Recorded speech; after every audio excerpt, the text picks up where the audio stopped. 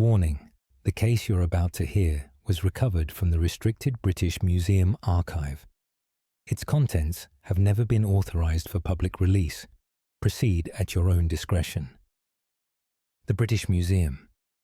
Sub-Basement 3. Department of Anomalous Antiquities. My name is Dr. Nathaniel Ashcroft, Senior Archivist, Custodian of Restricted Collections. What you are about to hear has been recovered from sealed files, letters, journals, and testimonies once thought too disturbing for public record. Every statement you hear is drawn from Britain's forgotten centuries, the whispered history that hides between faith and fear.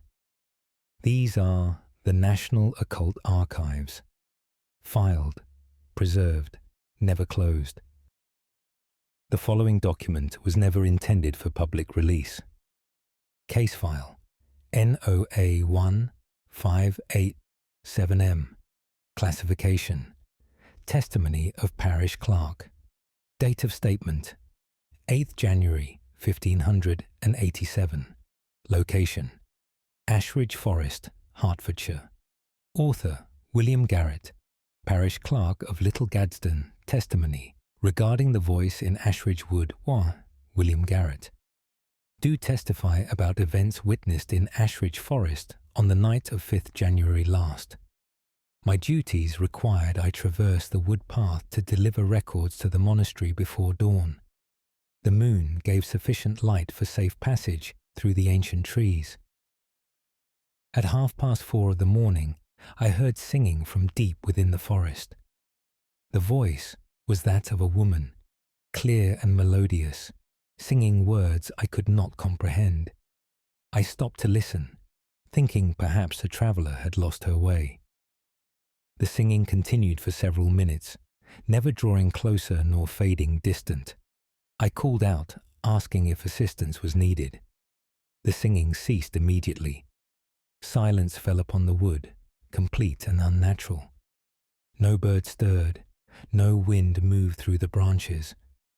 Then the voice began again, this time directly behind me. I turned but saw nothing save the dark trees and winter undergrowth.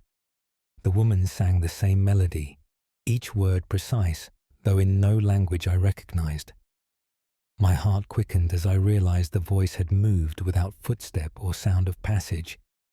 Again I called out, demanding to know who walked the wood at such an hour. The singing stopped once more. I heard breathing then, close to my ear, as though someone stood beside me in the darkness. The air turned cold, far colder than the winter night warranted. I felt breath upon my neck, warm and moist, in stark contrast to the freezing air. Still, I saw nothing when I turned. The breathing continued for perhaps 30 seconds before ceasing. Then the singing resumed, now from ahead on the path I had been travelling.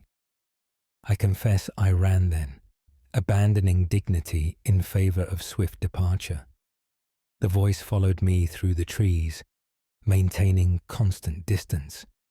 It sang without pause until I emerged from the forest near the monastery gates. The moment I crossed onto consecrated ground, the singing stopped.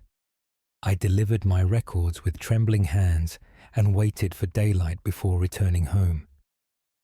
The monks inform me that others have reported similar singing in those woods. They say it has been heard for more than a century, always before dawn, always in winter months. No woman has ever been found, living or otherwise. I will not traverse that path in darkness again. William Garrett, Parish Clerk, Little Gaddesden, Hertfordshire, 8th January 1587. Archive note: Dr. Nathaniel Ashcroft. The singing entity of Ashridge Forest appears in 7 NOA testimonies spanning 1487 to 1803, always described identically. No body or grave has been discovered despite extensive searches of the woodland. End of file. Case file NOA1623T. Classification: Confession to Church Authority. Date of statement: 27th March 1623. Location: Pendle Hill, Lancashire. Author: Father Thomas Bradshaw.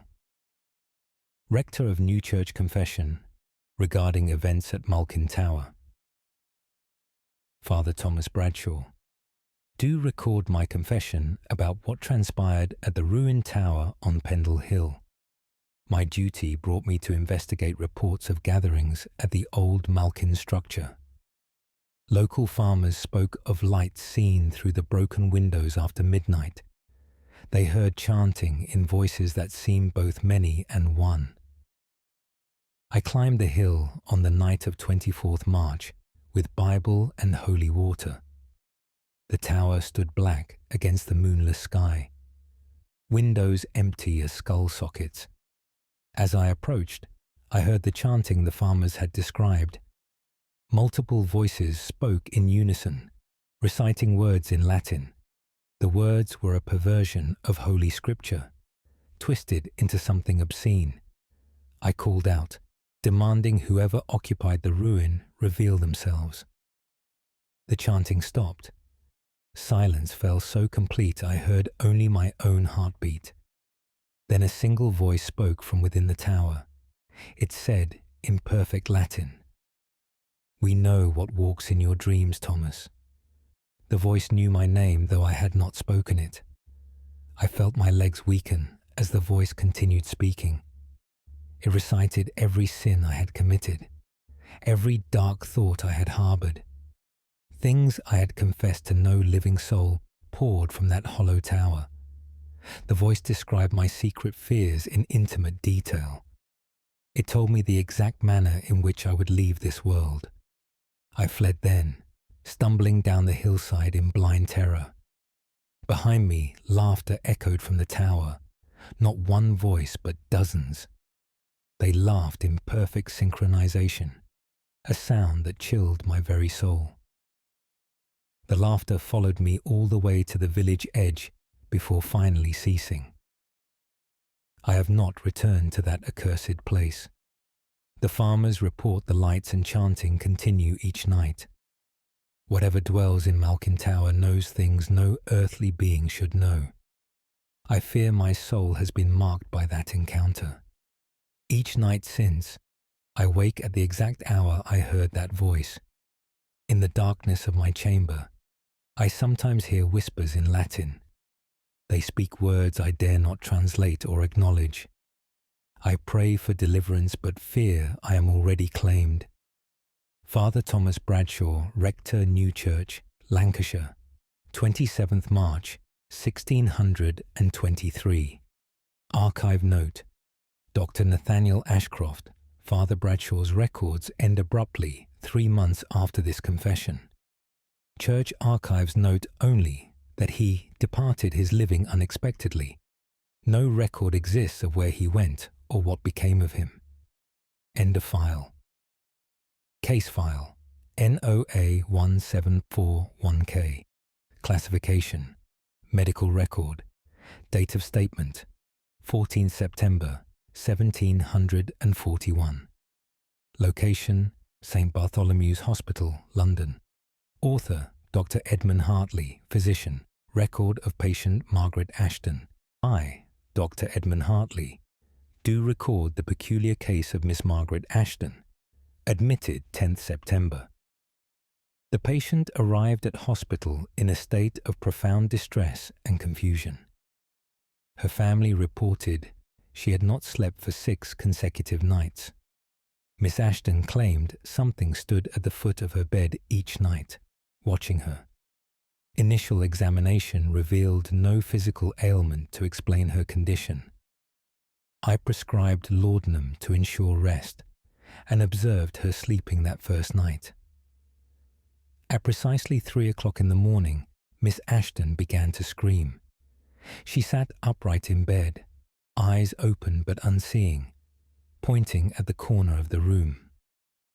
"It is here again," she cried. "Do you not see it standing there?" I saw nothing but empty space where she pointed. Her terror was genuine and profound, her entire body trembling. I lit additional candles to demonstrate the room's emptiness. This seemed to calm her until she looked toward the window. "Now it stands there," she said, her voice dropping to a whisper. Again, I saw nothing, though the temperature in the room had noticeably decreased. Miss Ashton described a figure of impossible height, thin as a shadow. It had no discernible features, she said, yet she felt it watching her intently. Over the following nights, this pattern repeated exactly. Always at 3 o'clock, Miss Ashton would wake and see this presence. It appeared in different locations but maintained the same terrible watching. Other patients in adjacent rooms began reporting unusual occurrences. They heard footsteps in the corridor when no one walked there. Doors opened and closed without human agency. The air turned inexplicably cold in rooms near Miss Ashton's. On the 6th night, I sat vigil to observe personally. At 3 o'clock, I felt an overwhelming sense of being watched. The candles flickered though no draft existed. I saw nothing, yet the sensation of a presence was undeniable. Miss Ashton woke screaming as before, pointing to where I felt that watching sensation strongest. Her family removed her from hospital the following morning. They wrote 2 weeks later to inform me she had passed peacefully in her sleep. The disturbances at the hospital ceased the night she departed. I cannot explain what observed that young woman with such relentless attention. Dr. Edmund Hartley, physician, St. Bartholomew's Hospital, London, 14 September, 1741. Archive note. Dr. Nathaniel Ashcroft, Hospital Records, shows 17 patients reported similar watching sensations in rooms 14 and 15 between 1741 and 1823. All describe the figure's appearance identically, despite no communication between them. End of file. Case file. NOA 1398B. Classification. Constable's report. Date of statement. 3rd June, 1398. Location. Wychwood Forest, Oxfordshire. Author Robert Fletcher. Constable of Charlbury report. Concerning the missing travellers. I, Robert Fletcher, do report on events in Wychwood Forest these past 3 months. 7 travellers have vanished while passing through the forest on the old Roman road. Each disappeared during daylight hours between dawn and midday. No bodies have been recovered despite extensive searches by myself and 20 men. On 1st June, I entered the forest alone to investigate the road thoroughly. The morning was clear and warm. The forest quiet as I walked. At approximately 9 o'clock, I heard children laughing ahead on the path. The sound seemed innocent at first, the play of young ones in the woods. As I drew closer, the laughter continued, but no children appeared.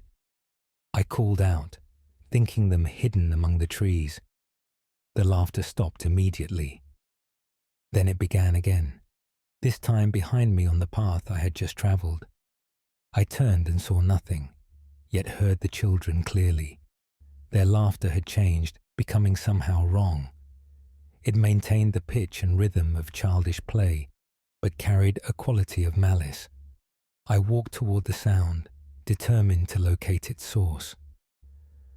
The laughter moved again, now to my left, deep in the undergrowth. I pushed through the ferns and brambles toward it. The forest grew darker, though the sun remained high above the canopy. The temperature dropped until I could see my breath misting before me. The laughter surrounded me now, coming from all directions at once. Multiple children seemed to circle my position, laughing without pause. I glimpsed movement between the trees, small shapes darting just beyond clear sight. Each time I turned my head, the shapes vanished. The laughter grew louder, more insistent, pressing in upon me from every side. I felt hands then, small hands pulling at my cloak and touching my face. No children stood near me, yet I felt their touches clearly. The hands pulled me deeper into the forest, away from the path. I resisted, shouting for them to show themselves.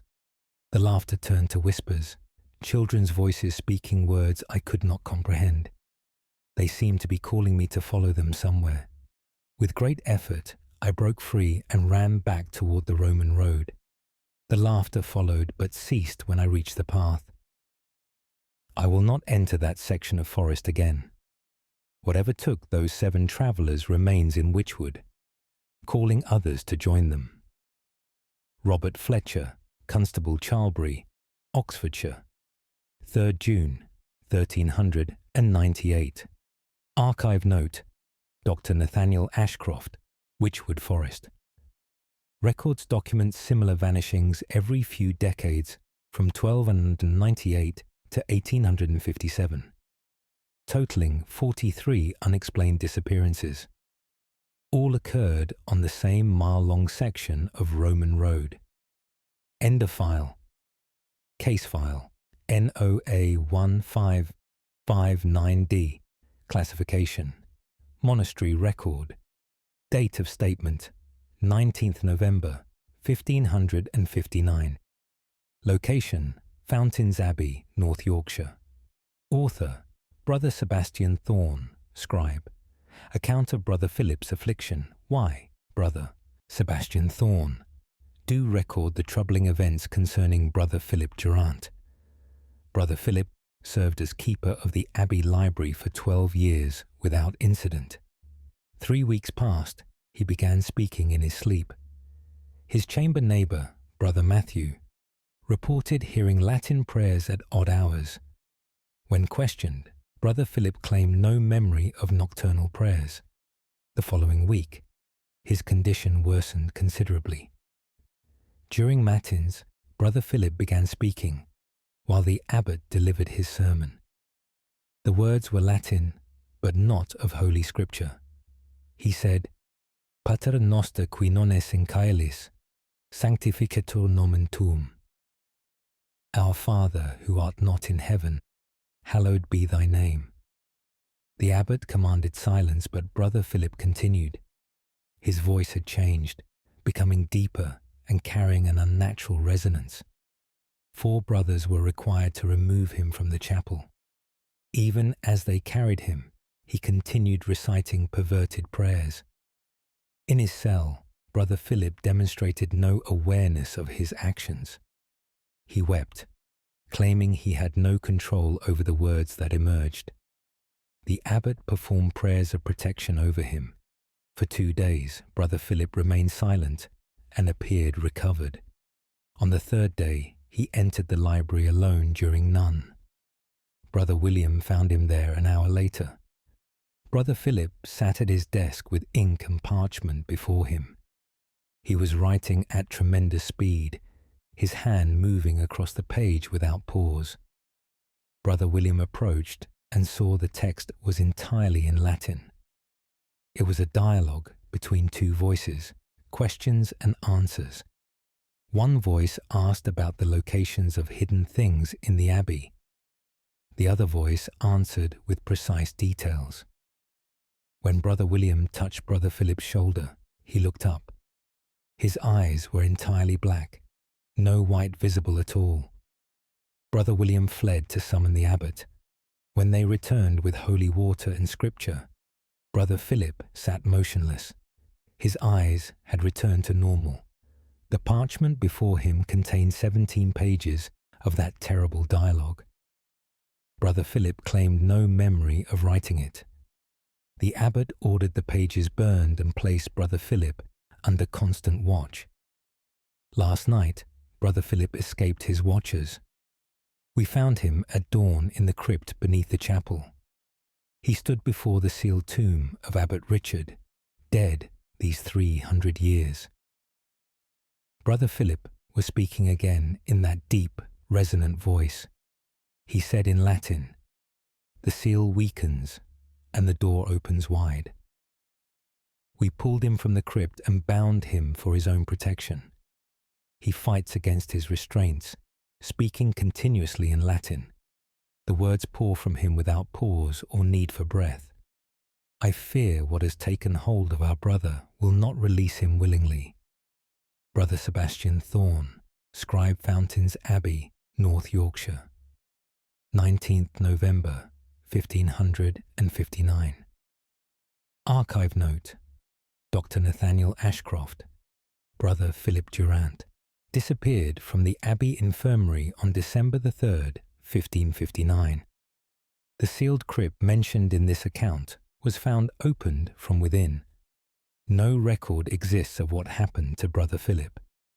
End of file. Case file NOA 1788W. Classification: Private Journal Entry. Date of statement: 21st August, 1788. Location: Bodmin Moor, Cornwall. Author: Sarah Kendrick. Governess Journal account of the figure on the moor, Trekendrick. Do record what I witnessed 3 nights past on Bodmin Moor. My employment with the Hartwell family required I travel from Bodmin to their estate, near Jamaica Inn. The coach departed late, arriving at the moor as darkness fell. I observed the landscape through the window, noting the desolate beauty of the moorland. At approximately 9 o'clock, the horses suddenly stopped. The driver called down that something blocked the road ahead. I looked out and saw a figure standing motionless in the center of the path. The moonlight illuminated it clearly despite the distance. It appeared to be a man of enormous height, perhaps 7 feet or more. He wore dark clothing that seemed to absorb the moonlight rather than reflect it. The driver called out, asking the man to step aside. The figure did not move or respond in any way. We waited several minutes, the horses growing increasingly agitated. Then the figure began to walk toward our coach. Its movement was wrong somehow, too smooth and without natural rhythm. As it drew closer, I saw it had no face. Where features should have been, there was only smooth, pale skin. The driver whipped the horses, attempting to go around the figure.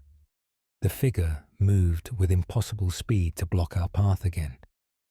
This occurred 3 times, the figure anticipating our every attempt at passage.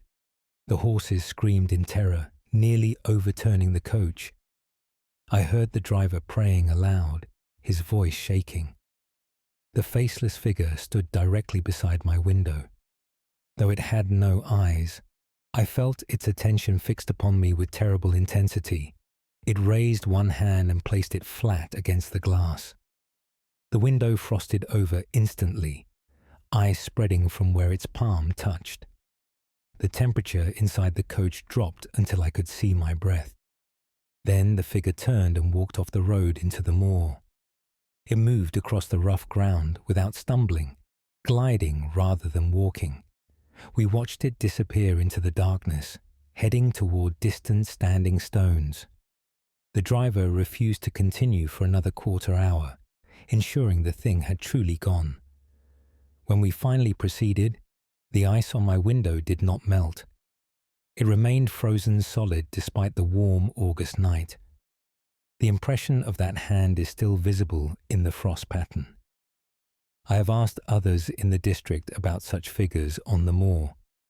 They speak quietly of something that walks the old paths at night. It has been seen for generations but never explained.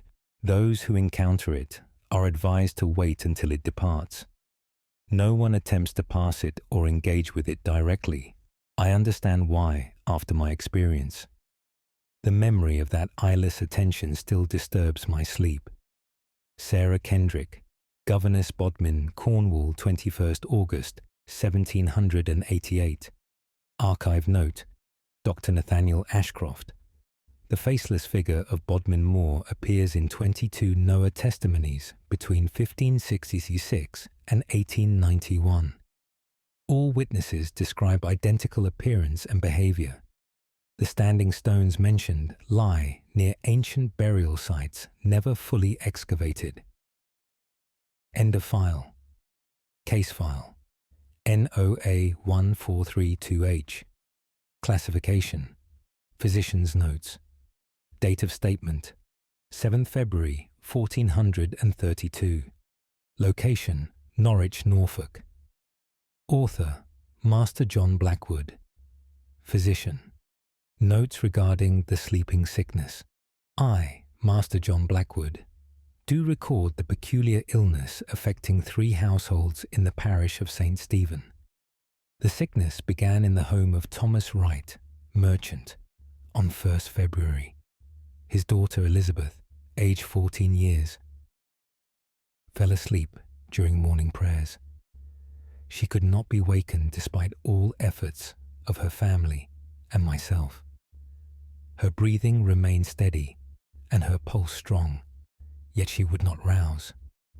I examined her thoroughly and found no cause for such profound sleep. On 2nd February, 2 more cases emerged in neighbouring houses. Mary Webb, aged 16 years, and Catherine Porter, aged 13 years. Both girls fell asleep at different times of day and could not be wakened. Each remained in this death-like slumber, breathing but utterly unresponsive. I consulted other physicians and various remedies were attempted. Smelling salts, cold water, loud noises, none produced any effect. The girls lay as if dead, yet clearly lived. On 4th February, I sat vigil with Elizabeth Wright through the night. At 3 o'clock in the morning, she began to speak. Her eyes remained closed and she did not wake. She spoke in a voice not her own, deeper and with strange inflection. The words were English but described places she had never visited. She talked of walking through a grey landscape where nothing grew. There were others there, she said, all sleeping like herself. They walked together through this empty place, unable to find a way out. She described a figure that led them, tall and dressed in pale robes. This figure never spoke, but beckoned them to follow deeper into the grey. Elizabeth's account continued for nearly an hour before she fell silent again. The following night, Mary Webb spoke similarly in her sleep. She described the same grey landscape and the same tall figure. She added that the figure took them to a house with many rooms. In each room, sleepers lay on beds, hundreds of them perhaps. Mary said they all waited for something, but did not know what. On 6th February, Catherine Porter spoke as well during her sleep. Her description matched the others, exactly though the families had not spoken together. She revealed that the figure in pale robes had begun opening doors. Behind each door stood darkness absolute, and the sleepers feared what it contained. All 3 girls now speak nightly in their sleep. They describe being led deeper into that grey world. The figure shows them things they cannot fully describe. When they speak of these sights, they weep though their eyes remain closed. I have no cure to offer these afflicted girls. They have not wakened for 7 days now. Their families tend them, feeding them what little they can while asleep. I fear whatever has claimed their minds will not return them. Master John Blackwood, Physician, Norwich, Norfolk, 7th February 1432. Archive note, Dr. Nathaniel Ashcroft. Parish records indicate all 3 girls woke simultaneously on March 1st, 1432, after 28 days of sleep. None remembered their experience or the words they spoke. They lived normal lives afterward, but died within months of each other in 1447.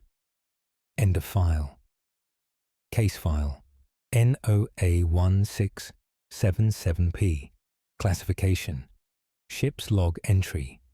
Date of statement: 12th May 1677. Location: the Thames Estuary, Essex. Author: Captain James Morehouse, master of the merchant vessel Providence log entry. Regarding the river phantom Juan, Captain James Morehouse, do record strange events on the Thames this past night. The Providence departed London at dusk, carrying wool and tin toward the sea. The evening was calm with fair wind, conditions ideal for river navigation.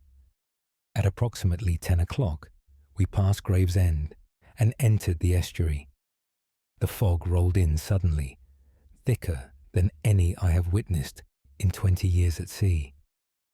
Visibility reduced to mere yards despite the full moon above. We reduced speed and posted additional watch at bow and stern. At 11 o'clock, the watch called out that he heard singing. We all stopped our work and listened. A woman's voice carried through the fog, singing a mournful melody. The song was in English, but the words were ancient, a dialect I barely recognized. The voice seemed to come from all directions at once. We called out, but received no answer save the continued singing. I ordered the crew to silence so we might determine the voice's location. The singing grew louder as we drifted with the current. Then we saw her standing on the water ahead of our bow. She appeared solid and real, a woman in white garments that shone in the darkness. Her hair hung loose and black to her waist, dripping as if newly emerged from the river. She stood upon the surface of the Thames as if it were solid ground. The singing came from her lips, though she faced away from our vessel. As we drew closer, she turned to look at us directly. Her face was pale as death, her eyes dark hollows that caught no light. She raised one arm and pointed at our ship. The temperature dropped so quickly that frost formed on the rigging. Our breath misted before us despite the mild May weather. The woman began walking toward us, still standing impossibly upon the water. Every man aboard stood frozen, unable to move or speak. She came alongside the Providence, her head level with our deck. Up close, I saw that water poured continuously from her garments and hair. It cascaded down her form but never diminished, an endless flow from an invisible source. She reached out toward the hull as if to touch it. I found my voice and called out for God's protection. The woman looked at me then and smiled. Her smile held no warmth, only terrible recognition. She spoke one word: soon. Then she sank slowly into the Thames, her form dissolving into the dark water. The fog lifted immediately, revealing clear sky and calm sea. We searched the water, but found no trace of her. The crew refuses to sail these waters again after sunset. I have made inquiries at Gravesend about such apparitions. The old rivermen speak of a woman who walks the Thames. She appears to vessels before misfortune strikes, they say. Those who see her and live should consider themselves warned. I know not what warning she brings, but I fear we shall discover it soon enough. Captain James Morehouse. Aboard the Providence, Thames Estuary, 12th May, 1677. Archive note: Dr. Nathaniel Ashcroft. The Providence sank with all hands lost on June the 3rd, 1677, 3 weeks after this log entry. The ship went down in calm weather, with no explanation recorded. This log was recovered from a sealed chest at Greenwich. End of file. Case file NOA1514V. Classification: Asylum record. Date of statement: 25th October, 1514. Location: St. Mary of Bethlehem Hospital, London. Author, Dr. Richard Ashford. Alienist. Record of patient Henry Blackwell Fur. S. Dr. Richard Ashford. Do record the case of Master Henry Blackwell, committed 20th October. The patient arrived at hospital in a state of violent agitation and terror. His family reported he had been found in the crypt of All Hallows Church. Master Blackwell had broken into the sealed crypt during the previous night. He was discovered at dawn, standing before an ancient stone sarcophagus. The church warden said Master Blackwell was speaking to the closed tomb. He addressed it as if in conversation with someone inside. When removed from the crypt, he fought with unnatural strength. It required 6 men to subdue and transport him to hospital. Upon admission, Master Blackwell exhibited extreme fear of the number 8. He counted constantly, refusing to allow any count to reach 8. If forced to speak the number, he would scream and collapse. I observed him carefully over 5 days. During this time, he spoke frequently of the 8 who wait. He claimed they had shown him what lay beneath All Hallows Church. According to Master Blackwell, 8 bodies rest in the sealed crypt. They were not buried with Christian rites, but sealed away for unnamed crimes. He insisted they still live in some terrible way within their stone coffins. They wait for someone to speak their names and grant them release. Master Blackwell said they had told him these names during his night in the crypt. Each name carried a weight, he explained, that pressed upon his mind. If he spoke all 8 names aloud, the seals would break. He swore he would die before allowing those words to pass his lips. On the 6th night of observation, I sat with him during the dark hours. At 3 o'clock precisely, Master Blackwell sat upright in his restraints. His eyes remained closed, but he began speaking. The voice was not his own, but 8 voices speaking in turn through his mouth. Each voice recited a name, old names in languages I did not recognize. Master Blackwell's face contorted with each name spoken. Tears poured from his closed eyes as the names continued. When the 8th name was uttered, he fell silent and still. His breathing stopped for several seconds before resuming. When he woke an hour later, he wept uncontrollably. He claimed he had spoken the names against his will. Something had forced the words from him while he slept. Master Blackwell grew increasingly agitated as day progressed. He insisted we must prevent him from returning to All Hallows. He said they would call him back now that he had spoken their names.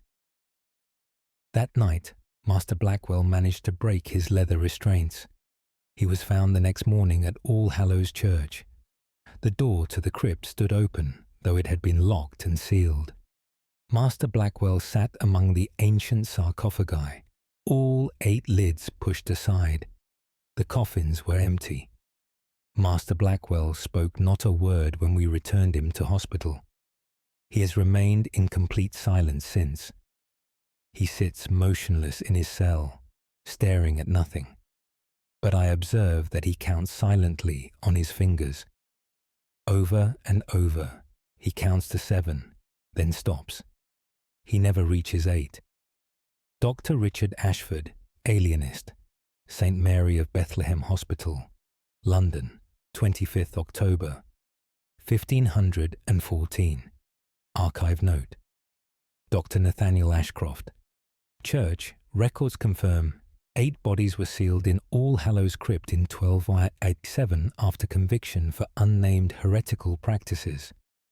No subsequent record explains their removal or what became of the remains. End of file. Case file NOA 1729R. Classification Schoolmaster's Report. Date of statement 6th April 1729. Location Whitby, North Yorkshire. Author Mr. Tobias Grayson, Schoolmaster. Report on disturbances at the schoolhouse. I, Tobias Grayson, do report on troubling events at the parish schoolhouse this past month.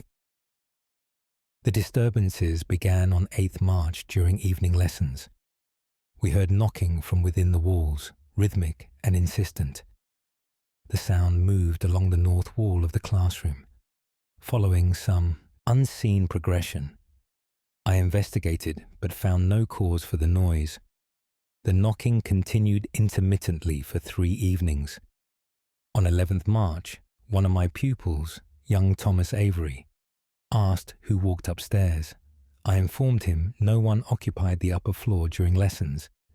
Thomas insisted he heard footsteps above us, pacing back and forth. Other pupils confirmed they too heard these sounds.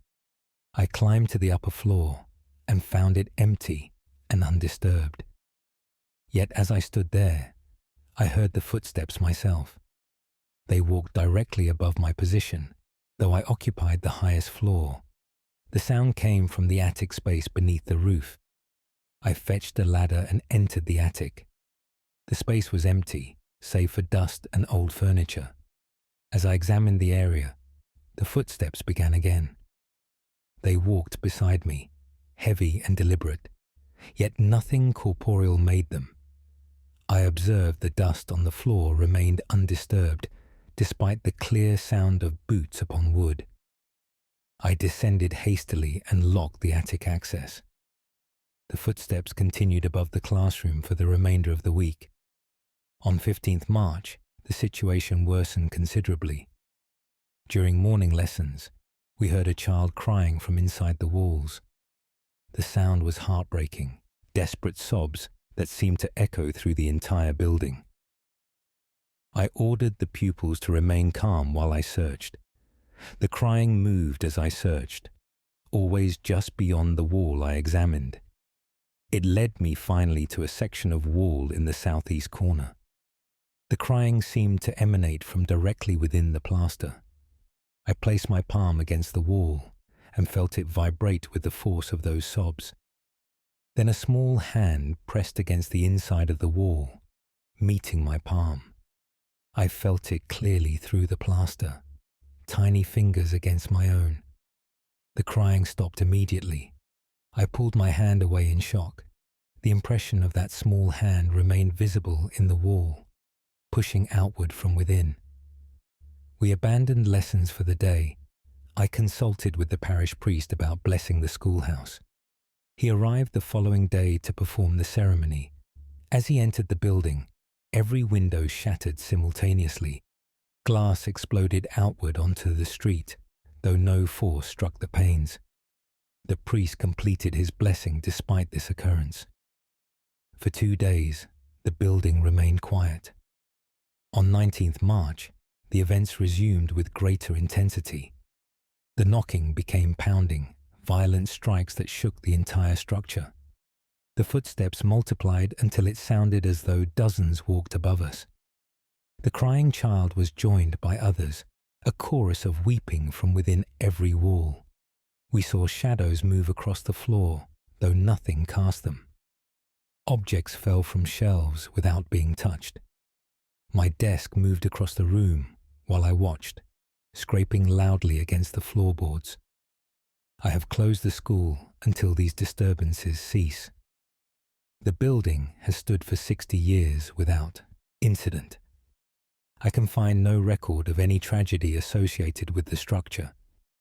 Yet something suffers within those walls, trapped and calling out. Last night, I returned to collect my books. As I worked, I heard a voice speaking softly in the darkness. It was a child's voice, asking to be released. I asked, released from what? The voice answered, from the silence between the walls. Mr. Tobias Grayson, Schoolmaster Whitby, North Yorkshire. 6th April, 1729. Archive note, Dr. Nathaniel Ashcroft. The schoolhouse was demolished in 1731 after continued disturbances. During demolition, workers discovered a hollow space within the southeast wall. It contained no remains, but witnesses reported a sudden, profound cold emanated from the cavity. End of file. Case file NOA1618L. Classification. Witness testimony. Date of statement 9th December 1618. Location Dartmoor, Devon. Author Benjamin Thatcher, Shepherd. Testimony regarding the Stone Circle Eye, Benjamin Thatcher. Do testify about what my brother Samuel and I witnessed on Dartmoor. Our work requires we tend sheep across the high moor throughout the year. On 7th December last, we drove our flock toward winter pasture near Grimspound. The day was cold and clear, visibility excellent across the moorland. At approximately 2 o'clock in the afternoon, Samuel pointed toward the ancient stones. He asked if I saw the people gathered within the circle. I looked and counted perhaps 20 figures standing among the grey stones. They appeared as normal people from our distance, dressed in various garments. We thought perhaps travellers had stopped to rest at the old monument. As we drew closer with our flock, I noted something peculiar about the figures. They stood completely motionless, each facing inward toward the circle's centre. Not one moved or shifted position as we approached. Samuel called out a greeting when we were perhaps 50 yards distant. None of the figures responded or turned toward us.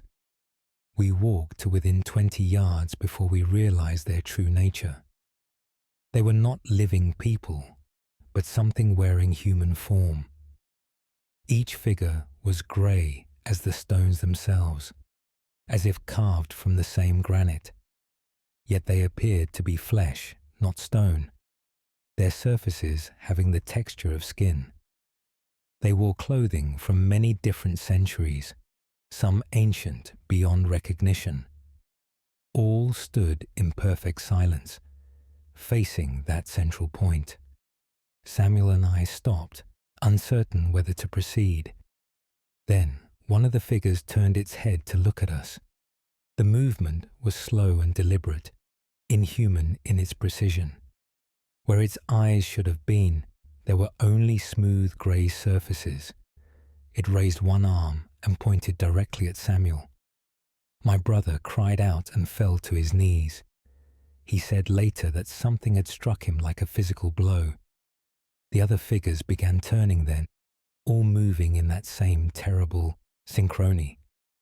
20 eyeless faces turned toward us, 20 arms raised to point.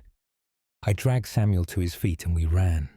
Behind us we heard footsteps, many feet moving across the moorland. I glanced back once and saw the grey figures following.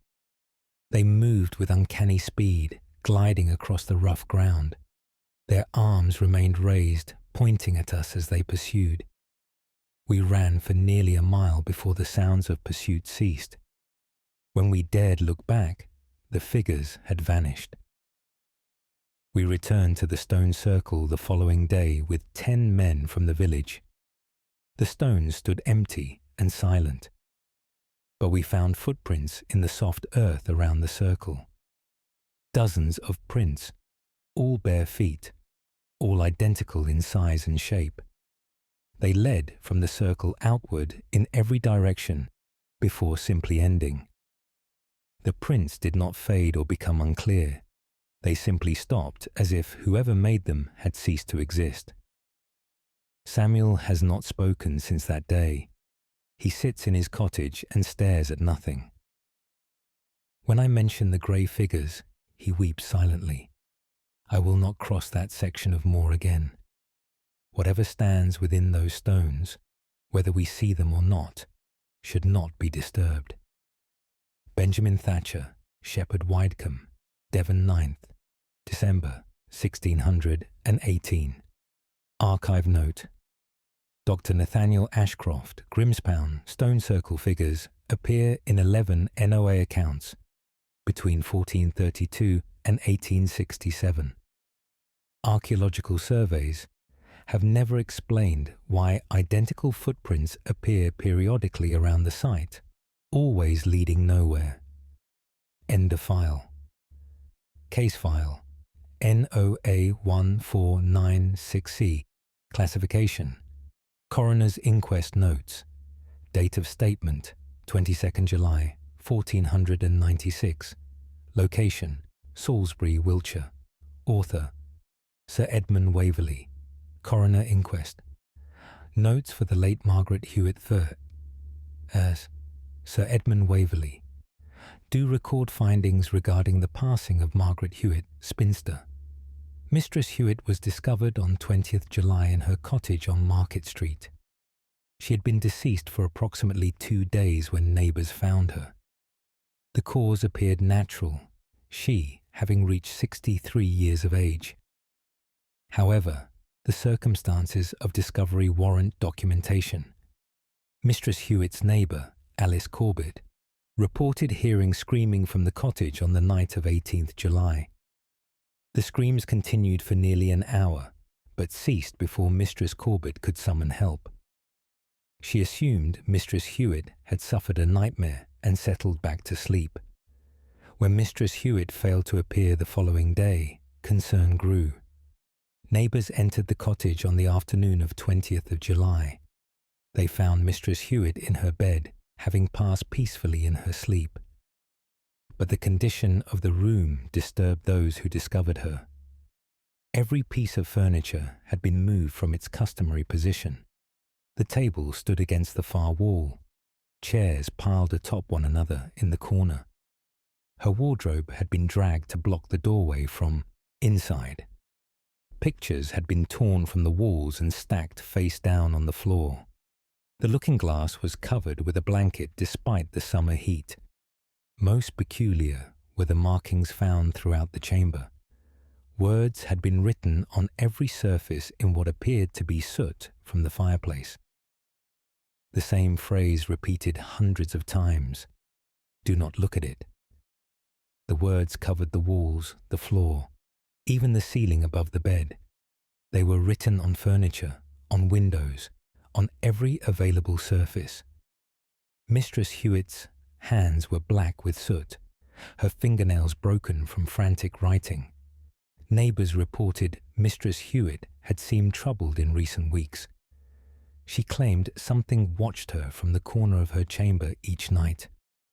She saw it only from the edge of her vision, she said.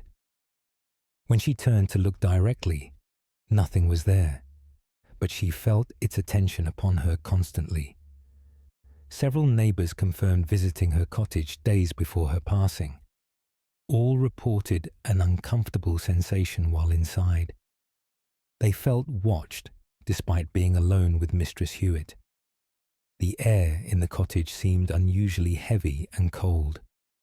One neighbour, Thomas Webb, said he glimpsed movement in the corner where Mistress Hewitt claimed the presence stood.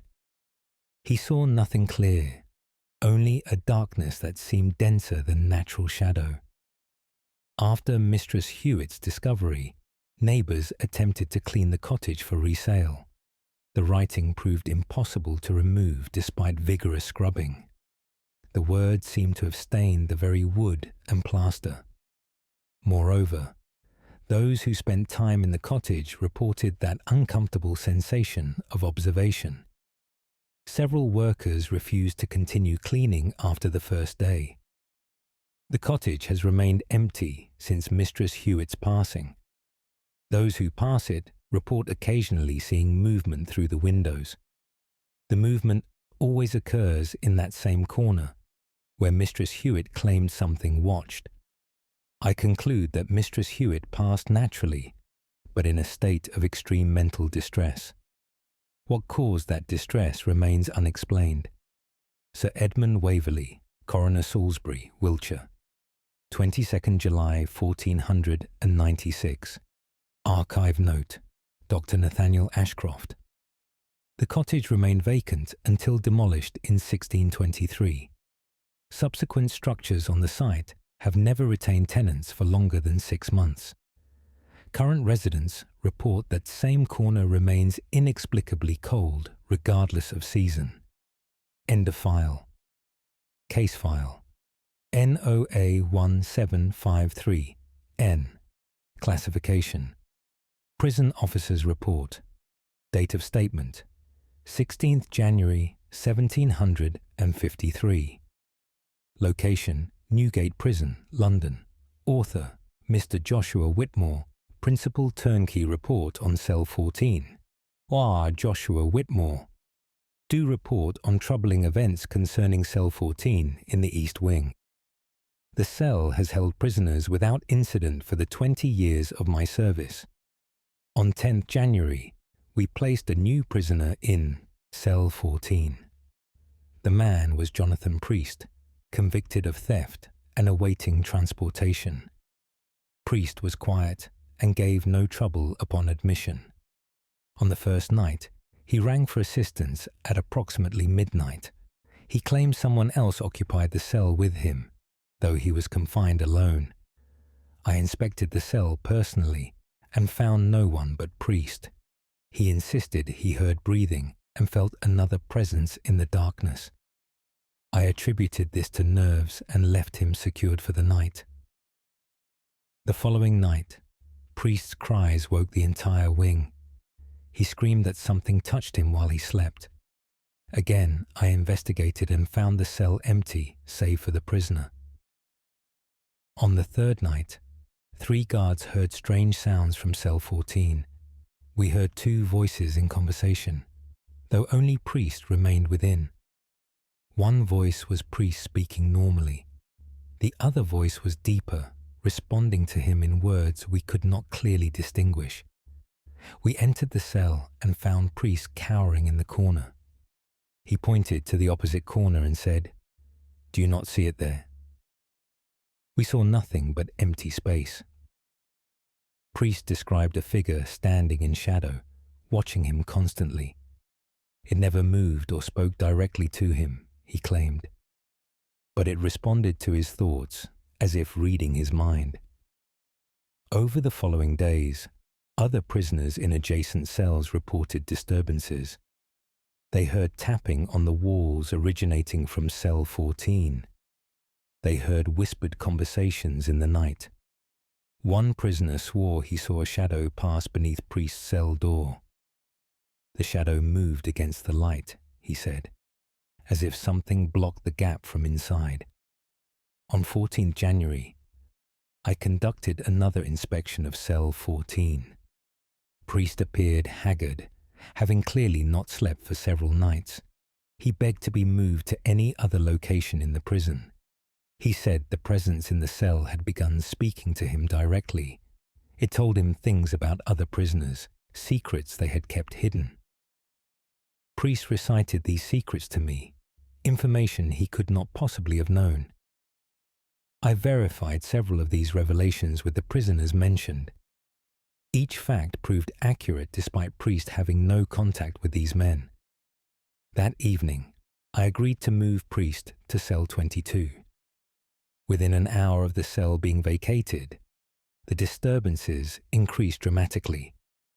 Guards reported hearing furniture moving in the empty cell. The sounds of struggle came from within, though the cell contained no prisoner. We heard shouting in that same deep voice Priest had described. I unlocked the cell and found it empty but in complete disarray. The cot had been overturned, the single stool broken against the wall. The air was frigid despite the winter fires burning throughout the prison. Most disturbing was the writing scratched into the stone wall. Someone had carved letters deep into the solid rock using no tool we could identify. The message read, "I remain." No prisoner has been placed in Cell 14 since these events. The cell stays locked, but the disturbances continue. We hear sounds from within several times each week. Objects are found moved or broken when we inspect.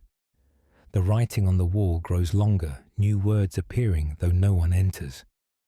Last week, the message expanded to read, "I remain and I wait." Mr. Joshua Whitmore, Principal Turnkey Newgate Prison, London, 16th January, 1753. Archive note, Dr. Nathaniel Ashcroft. Prison records show cell 14 was sealed permanently in 1755 after 3 more prisoners refused placement there. The cell was opened during renovations in 1823 and found to contain writings covering every wall surface. No translation has been completed. End of file. Case file NOA1581G. Classification: Vicar's personal account. Date of statement: 3rd March 1581. Location: St. Michael's Church, Coventry, Warwickshire. Author: Reverend Peter Ashworth, Vicar. Personal account of the bell tower incident. Reverend Peter Ashworth do record events that transpired in my church bell tower. My duties include the maintenance of the church and supervision of the bell ringers. On 1st March, I climbed the tower to inspect the bells after evening prayer. The tower stands 5 stories high, the bells housed in the uppermost chamber. I reached the bell room as the last light of day faded. The 6 bells hung silent, their ropes descending through holes in the floor below. I conducted my inspection and found all mechanisms in proper working order. As I prepared to descend, I heard singing from above. This puzzled me greatly, as nothing exists above the bell chamber save the tower roof. The singing was beautiful, multiple voices in perfect harmony. They sang a hymn I recognized, one we perform regularly at Sunday services. I called out, asking who sang in the tower. The singing stopped immediately. Silence fell so complete, I heard my own heartbeat echoing in the confined space. Then I heard footsteps on the tower roof directly overhead. Multiple people walked above me, their boots clear upon the lead sheeting. I climbed the ladder to the roof access and pushed open the small door. The roof was empty. The evening sky stretched clear above me, the city visible in all directions. Yet the footsteps continued, now circling around me on the roof. I counted at least 6 sets of feet, all walking in a circular pattern. The steps came close enough that I should have seen who made them. But nothing was there save myself and the empty tower top. The footsteps stopped suddenly. Then the bells began to ring. All 6 bells rang in perfect sequence as if pulled by expert ringers. But the ropes remained still, hanging straight down without movement. The bells should not have rung without those ropes being pulled. Yet they pealed loudly, the sound echoing across the city. I descended rapidly to the bell chamber. The bells swung in their frames, ringing continuously. The rope swayed but moved as if blown by wind rather than pulled by hands. I grasped one rope to stop its bell, but found I could not hold it. The rope burned my palms, though it appeared normal. I released it, and the bell continued its ringing. Then I heard the singing again, louder now. The voices came from all around me, from within the bells themselves. They sang that same hymn, but the words had changed. What had been praise now sounded like lamentation. The melody remained beautiful, but carried overwhelming sorrow. I fled the tower and locked the door behind me. The bells rang for another hour before finally ceasing. Several parishioners came to the church, asking who rang the bells so late. I could provide no answer that would satisfy them.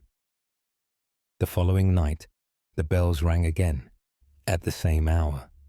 I did not climb the tower to investigate. The singing could be heard faintly from the tower, though the door remained locked. This pattern continues nightly. At dusk, the bells ring, though no one pulls the ropes. The singing echoes from the tower top, mournful and beautiful. I have consulted the church records regarding the tower. I discovered that 6 bell ringers perished when scaffolding collapsed during tower construction. They fell from the tower roof, all 6 dying instantly. This occurred in 1398, nearly 2 centuries past. The bells were installed and consecrated in their memory. It appears they ring them still, though they departed this world long ago. Reverend Peter Ashworth, Vicar St. Michael's Church, Coventry, 3rd March, 1581, archive note. Dr. Nathaniel Ashcroft. The phantom bell ringing at St. Michael's continued until the church sustained fire damage in 1640. The bells were removed and recast. The singing ceased, but parishioners report footsteps on the tower roof during evening hours. End of file. Case file. NOA 1645M. Classification. Manor House Record. Date of statement. 11th October, 1645. Location. Haddon Hall, Derbyshire. Author. Lady Catherine Wilmot. Mistress of Haddon. Record of events in the Long Gallery. Lady Catherine Wilmot. Do record strange occurrences in the Long Gallery of Haddon Hall. The gallery spans the entire east wing, its length containing portraits of our family through the centuries. My husband and children had departed for London, leaving myself and 3 servants in residence. On 8th of October, I walked the gallery as was my custom each evening. The autumn light through the tall windows cast long shadows across the wooden floor. As I reached the centre of the gallery, I noticed a portrait I did not recognize. It hung between my late grandfather and my great-grandmother's likeness.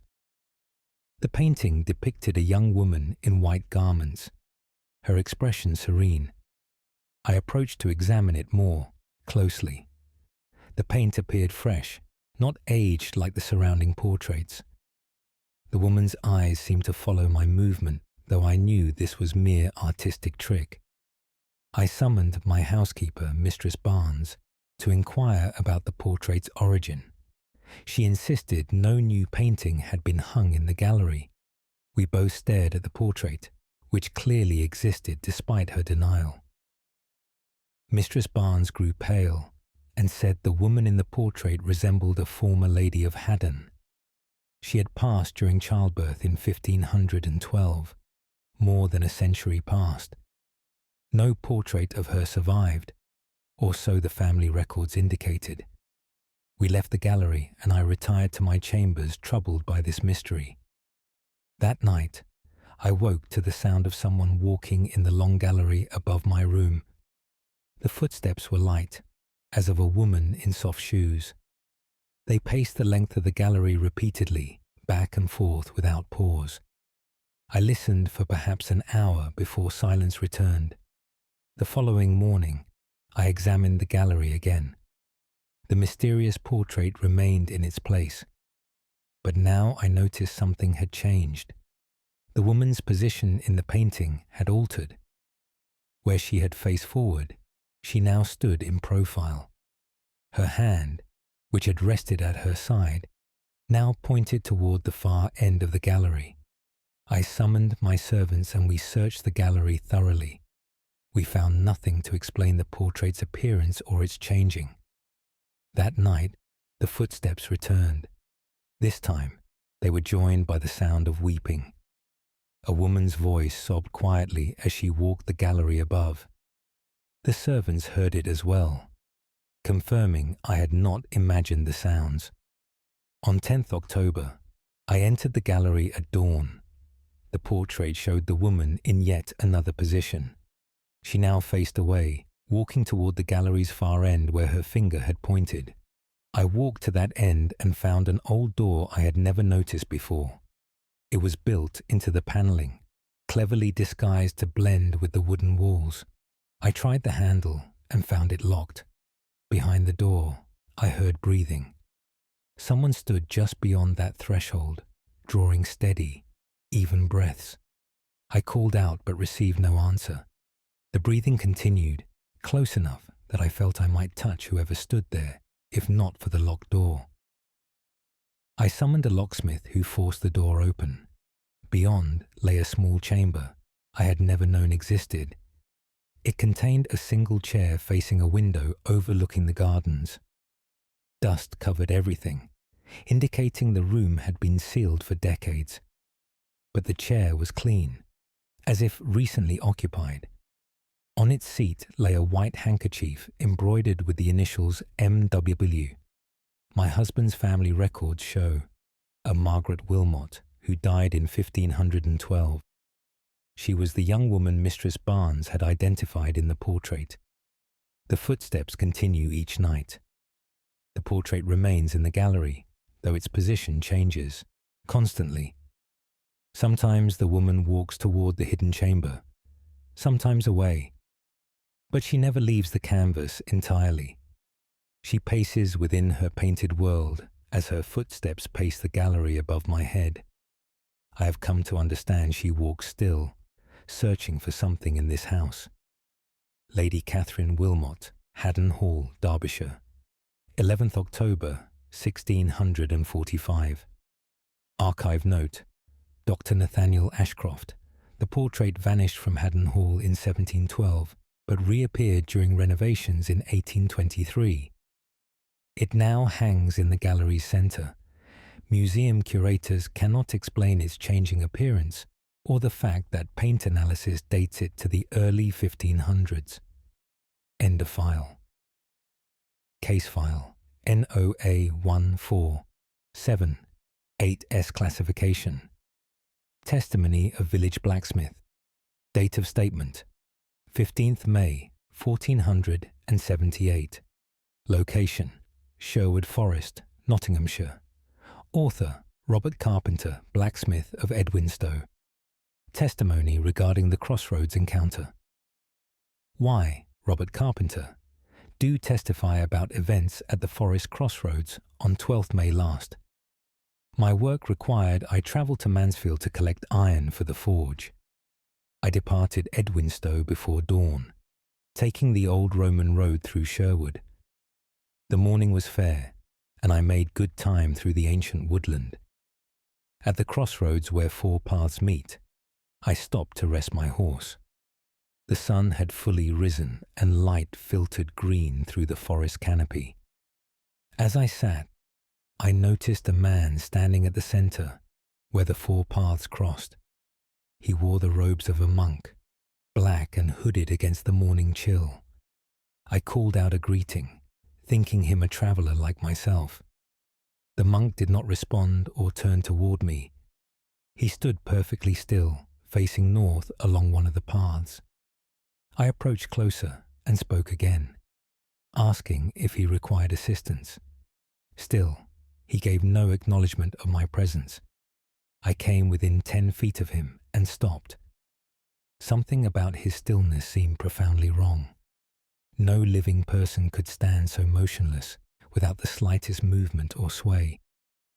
I circled slowly around to see his face beneath the hood. Where his features should have been, there was only darkness. Not shadow or hidden features, but absolute darkness that seemed to swallow light. I stepped back quickly, my heart racing. The monk remained motionless.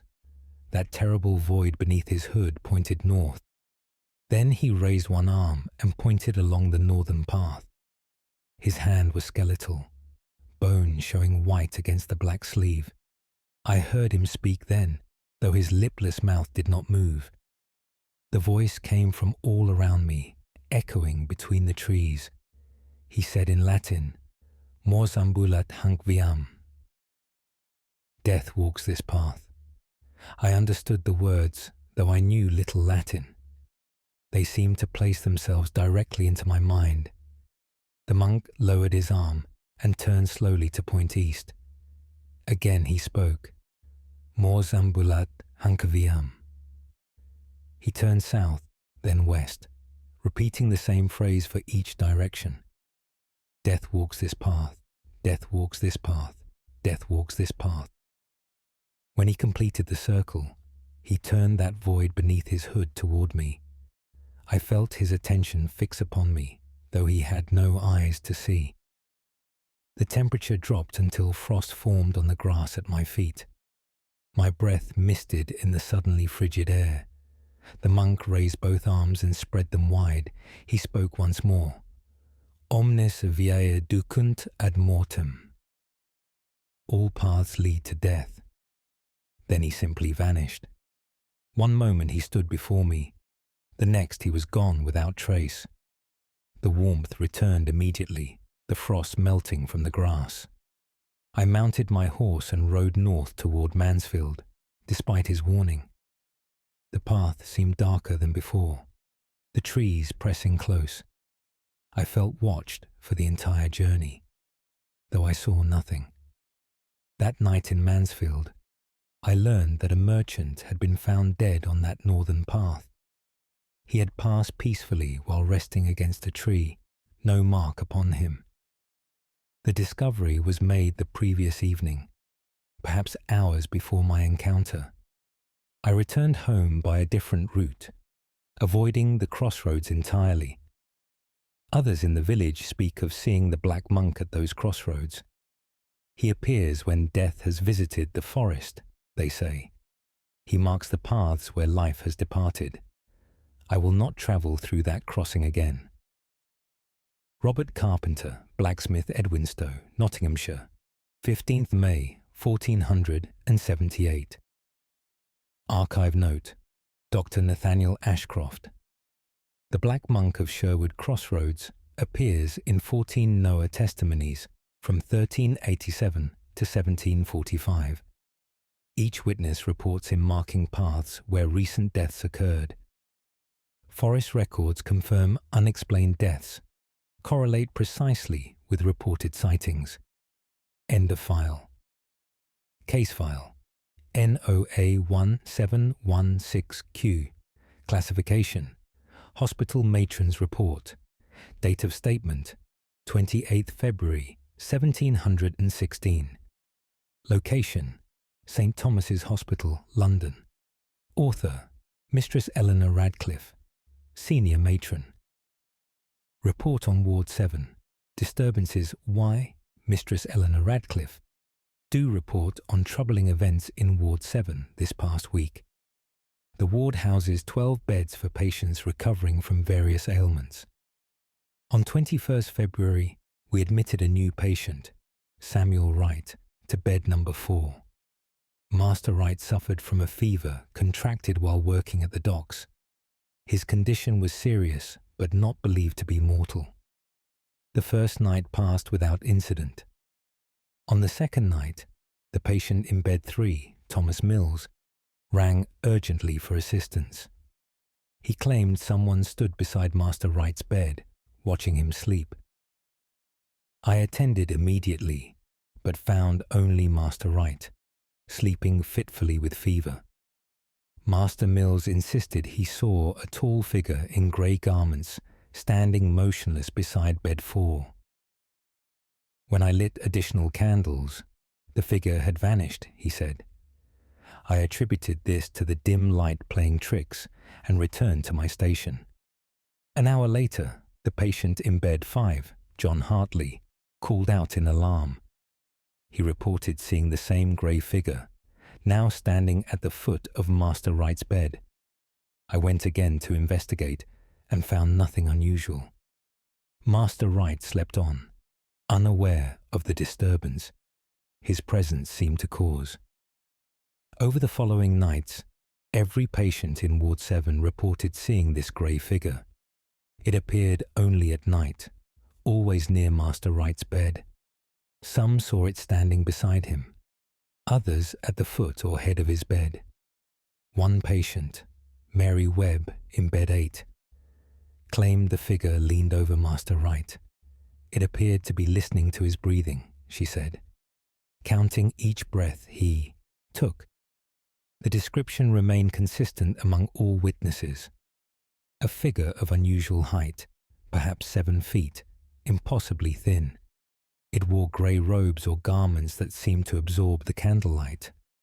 No face was visible beneath the hood it wore. On 25th February, I resolved to sit vigil throughout the night. I positioned myself with clear view of Master Wright's bed. At 2:30 in the morning, the air in the ward grew intensely cold. I saw my breath mist before me, though the fires burned steadily. Then I saw it emerge from the corner shadows. The grey figure moved across the ward with fluid, unnatural grace. It made no sound despite its great height and the wooden floorboards. I sat frozen, unable to speak or move as it approached bed 4. The figure stopped beside Master Wright and stood there, watching him. I could not see its face, but felt its attention fixed absolutely upon the sleeping man. It stood there for perhaps 10 minutes before reaching down with one long-fingered hand. The hand hovered above Master Wright's chest, fingers spread wide. Then Master Wright's breathing changed, becoming laboured and irregular. The figure seemed to be drawing something from him with that hovering hand. I found my voice and called out for it to stop. The figure turned its hooded head towards me. I felt its attention shift, and the sensation was like ice water poured over my entire body. It regarded me in silence for several heartbeats. Then it withdrew its hand from above Master Wright and glided back toward the corner. It melted into the shadows and vanished completely. Master Wright's breathing returned to normal immediately. I spent the remainder of the night in prayer beside his bed. The following morning, I reported these events to the hospital physician. He examined Master Wright and found his condition had worsened overnight.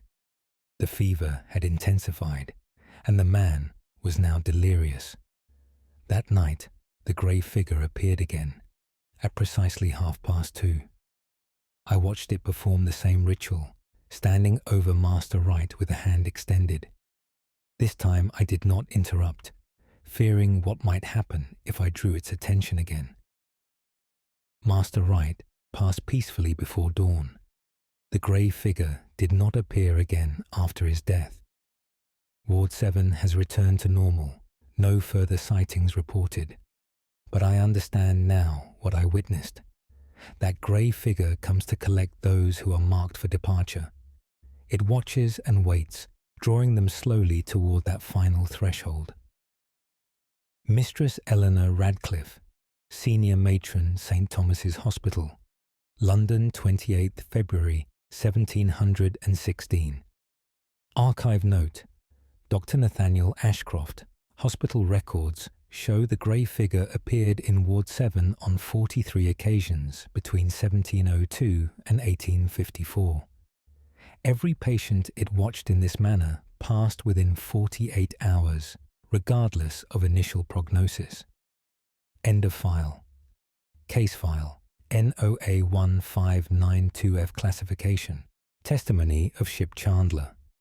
Date of statement 7th August 1592. Location: Portsmouth, Hampshire. Author: William Barnes, Ship Chandler. Testimony concerning the warehouse presence.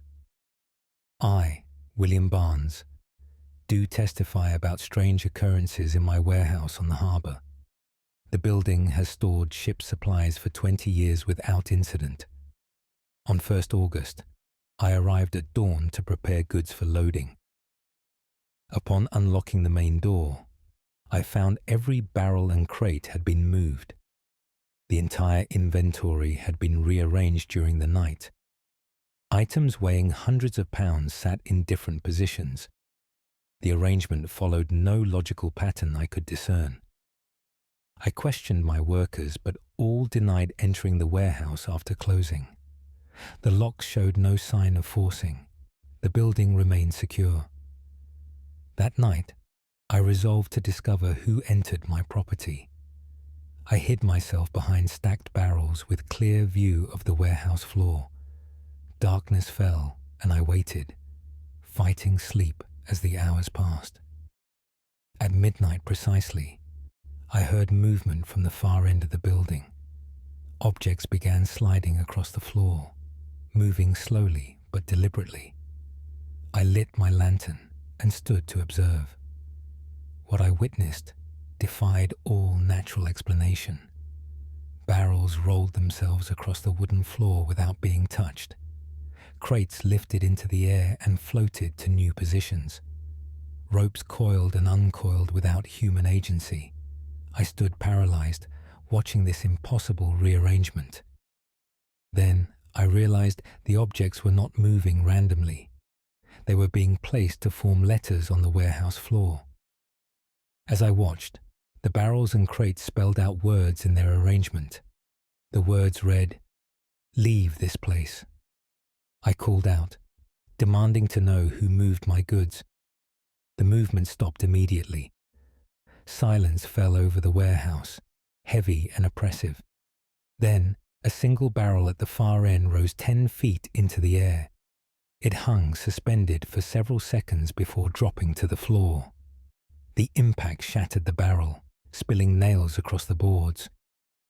Another barrel rose and dropped, then another.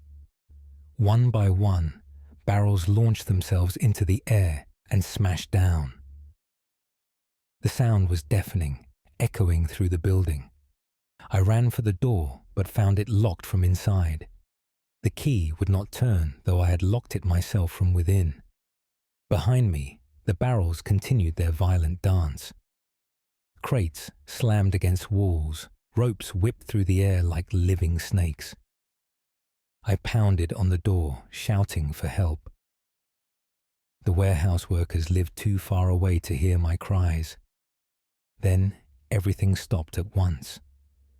Complete silence returned, broken only by my own rapid breathing. I turned slowly to survey the destruction. Every container had been opened, their contents scattered across the floor. But scattered in a pattern, I realized, not random chaos. The nails, ropes, tools, and supplies formed letters again. This time, the message read, "Death dwells here." The door lock clicked open behind me. I fled the warehouse and did not return until daylight. In the morning, I found the goods restored to perfect order. Nothing was damaged, nothing scattered. The warehouse appeared exactly as I had left it the previous day. I have consulted with the harbour master about the building's history. He informed me that a ship chandler died in that warehouse in 1569. The man was crushed beneath falling barrels during a storm. His name was Robert Barnes, relation to me though I knew nothing of him. Workers say they sometimes hear barrels moving at night. They avoid the warehouse after dark when possible. I have decided to sell the building and seek premises elsewhere. Whatever remains in that warehouse wants it for itself. William Barnes, ship chandler, Portsmouth, Hampshire, 7th August, 1592. Archive note, Dr. Nathaniel Ashcroft. The Portsmouth warehouse was demolished in 1698 after 3 subsequent owners reported identical experiences. Records show Robert Barnes died precisely as described. His body remained trapped beneath barrels for 2 days before discovery. End of file. Case file NOA16884H. Classification: Account of traveller. Date of statement: 3rd November 1684. Location: the Ridgeway, Berkshire. Author: James Blackwell, Merchant, Account of the Ancient Path. Why James Blackwell? Do record my experience travelling the Ridgeway on 1st November. My business required I transport cloth from Bristol to London. I chose the ancient path atop the chalk downs for its directness. The day was grey and cold, fitting for the season. I walked alongside my cart, my horse pulling the laden vehicle. At approximately 3 o'clock in the afternoon, I noticed another traveller ahead. A woman walked the same direction, perhaps 50 yards distant, She wore a long dress of pale colour and carried a basket. I called out a greeting, glad for company on the lonely path. She did not respond or turn toward me. I increased my pace, thinking to overtake and travel together. But no matter how I quickened my step, the distance between us remained constant. She walked at a steady pace, neither fast nor slow. Yet I could not close the gap despite my efforts. This continued for perhaps an hour as we crossed the exposed downs. I called out several more times, but she never acknowledged my voice. Eventually, I gave up attempting to reach her and maintained my own pace. As the light began to fade, I noticed something peculiar about her movement. Her feet did not seem to touch the ground with each step. She glided along the path, her form steady and smooth. The wind that chilled me and tugged at my cloak did not disturb her garments. Her pale dress hung perfectly still despite the strong breeze. I felt a growing unease as I watched her glide along ahead. Then she began to descend from the path toward the valley below. The slope was steep and treacherous, not suitable for walking. I called out to warn her, but she continued downward. I stopped my cart and walked to the edge to watch. She descended the nearly vertical slope without difficulty. Her form passed through bushes and brambles as if they were not there. I realized then that she cast no shadow, though the afternoon sun shone from behind her. She reached the valley floor and walked toward a small copse of trees. As she entered the trees, she vanished completely. I stared at the spot for several minutes, waiting for her to emerge. She did not reappear. I asked about this figure when I reached the next village at dusk. The innkeeper told me many travelers report seeing a woman on the ridgeway. She has walked that path for longer than anyone can remember. Some believe she searches for something lost long ago. Others say she is making a journey she died attempting. No one knows her name or when she first appeared. She walks always toward the valley, they say, and vanishes at the trees. The innkeeper advised me not to follow if I see her again. Those who have attempted to follow her into the valley report becoming lost. They wander for hours before finding their way back to the path. Some say the valley is different when you follow her. The trees are older, the landscape unfamiliar. Time moves strangely there, with minutes feeling like hours. I am grateful I did not attempt to follow. The memory of her gliding form troubles my thoughts. James Blackwell, Merchant Wantage, Berkshire. 3rd November, 1684. Archive note. Dr. Nathaniel Ashcroft. The Ridgeway Walker appears in 37 NOAA reports from 1456 to 1902. Archaeological surveys of the valley copse revealed burial remains dated to pre-Roman Britain. The site has resisted complete excavation due to equipment failures. End of file. Case file NOA1457N. Classification: Record of Parish Priest. Date of statement: 18th September 1457. Location: Holy Trinity Church, Stratford-upon-Avon, Warwickshire. Author: Father Edmund Courtney, Parish Priest. Record of the baptismal font Manifestation I. Father Edmund Courtney. Do record events surrounding our church baptismal font. The font has served for christenings since the church was consecrated in 1310. On 15 September, I prepared the font for a baptism scheduled for the following day. I filled it with holy water and spoke the traditional blessing. As I completed the prayer, I heard a child crying from within the font. The sound was clear and pitiful, as of an infant in distress. I looked into the font, but saw only clear water. The crying continued, seeming to come from deep within the stone basin. I placed my hand in the water and felt it unusually cold despite the warm day. The crying stopped when my hand touched the water. I withdrew my hand and the crying resumed immediately. I called for the church warden to witness this phenomenon. When he arrived, we both heard the infant's cries emanating from the font. He suggested we empty the font and examine it for cracks or openings. We poured out the holy water and inspected the basin thoroughly. The stone was solid, showing no damage or peculiarities. Yet when we refilled it, the crying began again. I performed an additional blessing, invoking protection against unquiet spirits. The crying intensified rather than ceasing. Now it sounded like multiple infants, all wailing in unison. The church warden and I both stepped back from the font in alarm. The water within began to move, though nothing disturbed it. It swirled in the basin, forming a small whirlpool at the center. The crying reached a crescendo before stopping suddenly. The water became still again, reflecting the church windows above. Then we heard singing, a child's voice pure and sweet. It sang a hymn in Latin, each word clear and properly pronounced. The song was ancient, one I had not heard in years.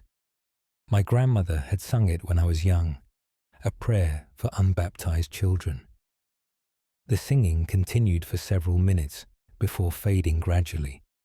When it ceased, the font appeared normal in every way. I decided to proceed with the baptism the following day. The ceremony began without incident. As I lifted the infant to bless her, the water in the font turned black. Not clouded or dirty, but utterly black, as if transformed to ink. The parents gasped and stepped back. I held the child steady and completed the blessing despite my fear. When I lowered the infant toward the water, it cleared instantly. The water returned to perfect transparency in a single moment. The baptism was completed and the child was healthy. But that evening, the crying began again from the empty font. I went to investigate and found the basin filled with clear water. I had not filled it, nor had any other person. Looking into the water, I saw faces beneath the surface. Dozens of tiny faces, infants staring up from impossible depths. They opened their mouths as if crying, but no sound emerged. I spoke prayers over the font, asking God to grant them peace. The faces faded slowly until only water remained. I have researched the church records regarding this font. I discovered that in 1323, a priest dropped an infant during baptism. The child struck its head on the stone font and died instantly. The priest was so distraught he took his own life in the bell tower. Since then, 3 more infants have died during baptisms at this font. Each time, the circumstances were called accidents. But I wonder now if something in that stone claims the innocent. The crying has continued each night since these events. I no longer perform baptisms at that font. We have installed a new basin in the south transept. The old font remains but stays covered with heavy cloth. Still, we hear the crying when the church is quiet. Father Edmund Courtney, parish priest. Holy Trinity Church, Stratford-upon-Avon, 18th September, 1457. Archive note: Dr. Nathaniel Ashcroft. The baptismal font was removed from Holy Trinity in 1523 and buried in the churchyard. Witnesses reported hearing crying from beneath the ground until the bishop performed an exorcism. The crying ceased, but the burial site remains marked by dead grass. End of file. Case file NOA 1791D. Classification: Constable's Investigation Report. Date of statement: 4th December 1791. Location: Alnwick, Northumberland. Author: Thomas Weatherby. Constable, Investigation Report. The Disappearing Room. I, Thomas Weatherby, do report on my investigation of a property on Bailiff Gate. The house belongs to Mistress Sarah Lumley, widow, who summoned my assistance. She claimed a room in her house appeared and disappeared without explanation. Upon arrival on 1st December, Mistress Lumley showed me the upper floor. The hallway contained 4 doors, each leading to expected chambers. She insisted that sometimes a 5th door appeared between the 2nd and 3rd. I observed no such door during my initial inspection.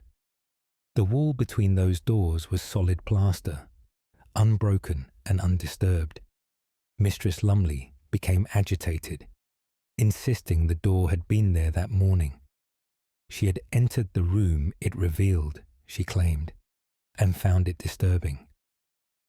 I assured her I would return to investigate further if the door appeared again.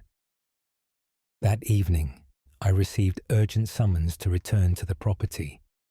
I arrived to find Mistress Lumley and her housemaid standing in the hallway.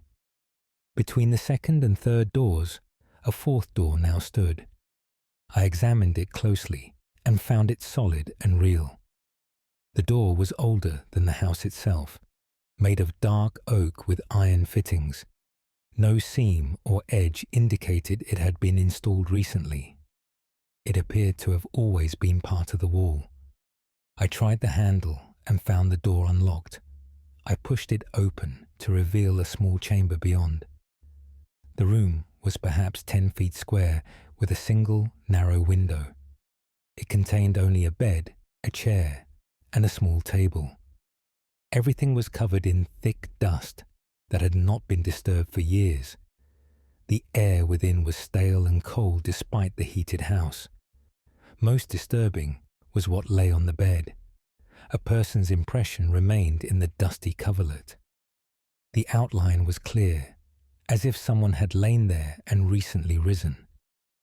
But the dust on the floor showed no footprints leading to or from the bed. Whoever had lain there had not walked to the door. The maid refused to enter the room, claiming she felt watched. I stepped inside and immediately understood her reluctance. The sensation of being observed was overwhelming. Every movement I made seemed noted by some invisible presence. I examined the table and found a leather-bound journal.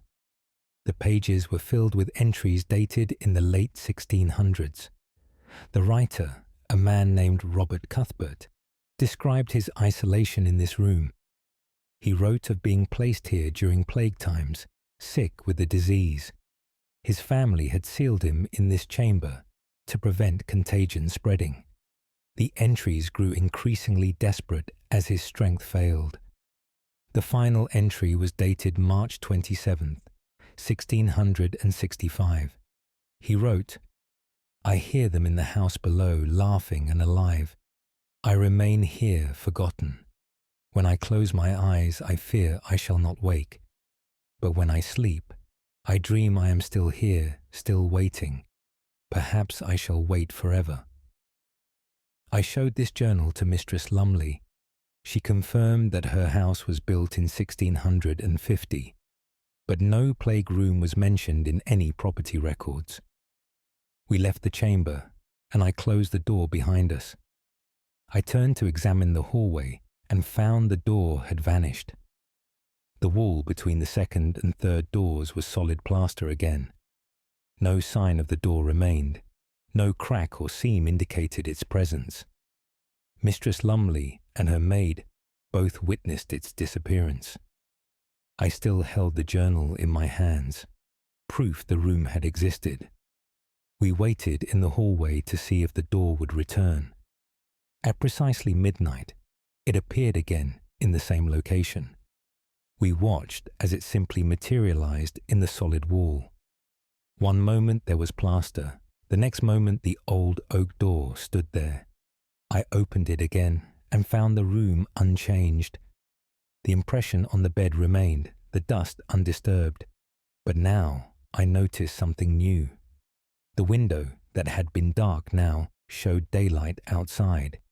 Yet it was midnight, full dark throughout Alnwick. Through that window, I saw the town as it might have appeared a century past. Buildings that no longer stood were visible in their original positions. People in old-fashioned dress walked streets that had since been altered. I watched a man in plague-time clothing walk past the window. He looked up toward the room and our eyes met for a moment. His expression was one of terrible sadness and recognition. Then the window darkened and showed only the present night. I pulled the door closed and stepped back. Mistress Lumley asked if the room was dangerous. I could not answer with certainty. The door remains but appears and vanishes at intervals. When it stands open, that room exists in 2 times simultaneously. I have advised Mistress Lumley to avoid entering when it appears. Whatever Robert Cuthbert experienced in that sealed chamber continues still. He waits there in some eternal present, forgotten by time, but not released from it. Thomas Weatherby, Constable, Alnwick, Northumberland, 4th December 1791. Archive note, Dr. Nathaniel Ashcroft. The house on Bailiff Gate burned in 1806, but witnesses reported seeing the plague room door in the ruins. It appeared in the standing wall sections for 3 days after the fire before vanishing permanently. End of file. Case file NOA 153-6W. Classification Physician's Case Notes. Date of statement 22nd April 1536. Location Cambridge, Cambridgeshire. Author Dr. William Thorpe, University. Physician, Case Notes, The Speaking Sickness. I, Dr. William Thorpe, do record a most unusual affliction affecting Master Geoffrey Marlowe. Master Marlowe is a Fellow of Trinity College, aged 32 years. He presented at my rooms on 19th April complaining of disturbed sleep. For 6 nights, he had experienced the same recurring dream. In this dream, a woman spoke to him in fluent Latin. She recited long passages from texts he had never read. Master Marlowe, a scholar of considerable learning, recognized the Latin as authentic, but the content was unknown to him. The woman appeared in his dream standing in a library. She read from books spread before her on a great table. Master Marlowe described her as young, perhaps 20 years, dressed in scholar's robes. Her appearance was vivid and consistent across all 6 dreams. He began to record the Latin passages upon waking. Over the nights, he transcribed hundreds of lines of text. When he researched these passages in the university library, he made a disturbing discovery. The texts she recited were real, existing in manuscripts held by the college. But these manuscripts were kept in the locked special collections. Master Marlowe had never been permitted access to these rare volumes. He could not have known the contents of these texts by any ordinary means. On the 7th night, his condition worsened dramatically. Master Marlowe began speaking in Latin while still asleep. His chamber neighbour, Master Robert Fletcher, heard him and summoned help. They found Master Marlowe sitting upright in bed, eyes open but unseeing. He recited Latin continuously in a woman's voice. Not his own voice altered, but unmistakably a woman speaking through him. The voice was clear, educated, and spoke with authority. Master Fletcher recognized some passages as being from prohibited texts, books banned by the church for heretical content. Master Marlowe continued speaking for nearly an hour before falling silent. He collapsed back onto his bed and woke the following morning with no memory. I examined him thoroughly and found no physical ailment. His mind appeared sound and his behavior completely normal. But each night since, the speaking has occurred, always at the same hour, approximately 2 in the morning, always in that same woman's voice reciting Latin texts. I have observed this phenomenon personally on 3 occasions. Master Marlowe shows no awareness during these episodes. His eyes remain open, but do not track movement or respond to light. The woman's voice emerges from his throat with perfect pronunciation. I have recorded some of the passages spoken. I consulted with the university librarian regarding their source. He confirmed they come from manuscripts in the special collections. Moreover, they come from a specific collection donated in 1489. These books belong to a female scholar named Eleanor Ashworth. Mistress Ashworth had studied at Cambridge, disguised as a man. Her deception was discovered and she was expelled in disgrace. She took her own life shortly after, drowning herself in the Cam. Her books were donated to the university by her family. They have remained in the locked collections, rarely accessed. I asked the librarian to describe Eleanor Ashworth based on the college records.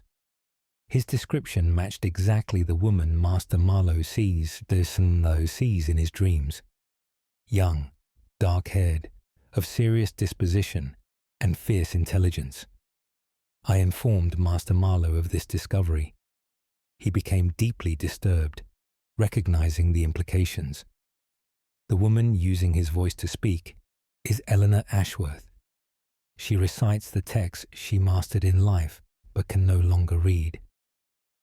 Master Marlowe asked why she has chosen him for this purpose. I have no answer to provide.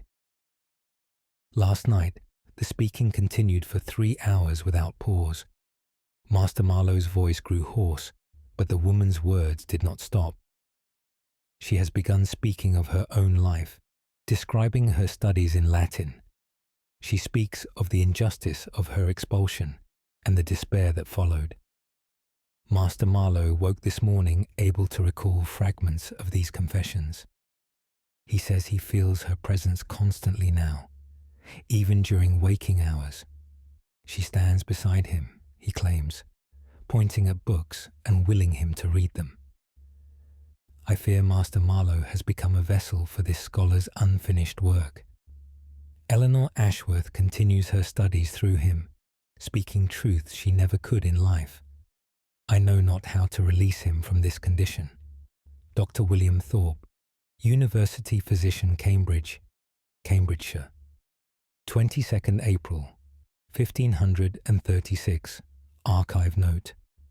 Dr. Nathaniel Ashcroft, Master Marlowe, left Cambridge in June 1536 and entered a monastery. Records indicate he took vows of silence and never spoke again. Eleanor Ashworth's books were destroyed by order of the college in 1547. End of file. Case file NOA 1629K. Classification Mill Owner's Account. Date of statement 10th July 1629. Location Rye, East Sussex. Author Edward Blackmore. Miller Account of the Windmill Haunting Sigh. Edward Blackmore. Do record events at my windmill on the marsh outside Rye. The mill has operated for 15 years without trouble until this month past. On the morning of 1st July, I arrived to find all the grain sacks moved.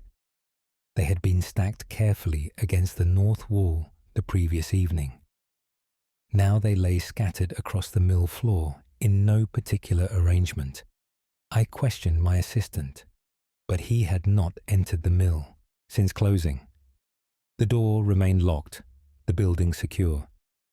I dismissed it as perhaps my own poor memory and restacked the sacks. The following morning, I discovered them scattered again. This pattern continued for 3 more days. Each morning, the grain sacks lay strewn about despite my careful arrangement. On 6 July, I resolved to spend the night in the mill. I locked myself inside after sunset and settled to wait. The marsh was quiet, only wind through the reeds and distant bird calls. At midnight, I heard footsteps above me on the upper floor. Heavy boots walked back and forth across the wooden planks. I climbed the ladder to investigate. The upper floor was empty, the grain bins undisturbed. Yet the footsteps continued, now seeming to come from the floor I had just left. I descended again and found the grain sacks moving. They slid across the floor by themselves, pushed by invisible hands. I stood frozen, watching this impossible movement. The sacks formed a pattern as they moved, spelling out letters. They wrote a name across the mill floor, Thomas Brooke. I spoke the name aloud, asking if Thomas Brooke moved my grain. The sacks stopped moving immediately. The temperature in the mill dropped until I could see my breath. Then I heard a voice, rough and male, coming from the shadowed corner. It said, "This mill is built upon my grave." I lit my lantern and searched that corner, but found no one. The voice spoke again. "You grind grain where my bones lie beneath." I asked who Thomas Brooke had been in life. The voice told me he was a shepherd who tended flocks on this marsh. In 1598, he was murdered for the few coins he carried. His killers buried him in the marsh, and his body was never recovered. 15 years ago, I built my mill on this spot, unknowing. Thomas Brooke's rest was disturbed by the construction. Now the turning of the millstones grinds above his burial place. The constant motion and noise prevents him from finding peace. I asked what he wanted from me. The voice said, "Acknowledge that I lie here. Mark my presence. Give me recognition." I promised I would place a stone marker at the mill with his name. The voice fell silent, and the cold retreated. The grain sacks remained in their spelled pattern on the floor. The following day, I commissioned a stone carved with Thomas Brooke's name. I placed it at the mill's base with a small prayer. The disturbances ceased immediately. No more grain sacks have been moved, no more footsteps heard. The mill operates normally now, but sometimes, in the quiet of evening, I hear someone walking overhead. The footsteps are lighter now, less agitated.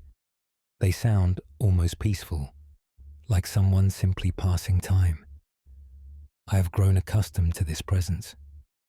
Thomas Brooke remains in his unmarked grave beneath my mill, but he is recognized now, acknowledged, given the dignity of a name and marker. It seems to be enough for him. The millstones turn above his bones, but he rests easier knowing he is remembered. Edward Blackmore, Miller Rye, East Sussex, 10th July 1629. Archive note, Dr. Nathaniel Ashcroft. The Rye windmill operated until 1823 when it was destroyed in a storm. During demolition, workers discovered human remains beneath the foundation stones. A small leather purse containing 3 coins was buried with the bones. End of file. Case file NOA 1747B. Classification: Nun's testimony. Date of statement: 5th January 1747. Location: Lacock Abbey, Wiltshire. Author: Sister Catherine Wendell. Nun of Lacock testimony regarding the cloister walk. Why? Sister Catherine Wendell do testify about events in our Abbey cloister these past weeks. The cloister walk surrounds our central courtyard, covered and peaceful. It has been a place of quiet meditation for the sisters for centuries.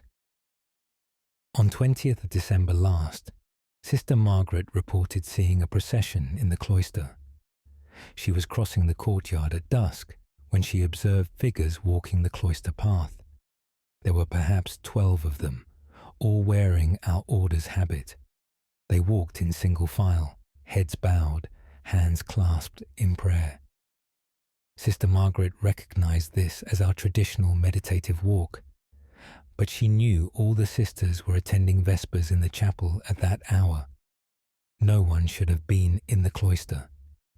She called out, but the procession continued without pause. The figures completed one circuit of the cloister and began a second. Sister Margaret walked toward them to investigate more closely. As she approached, she realized these were not living sisters.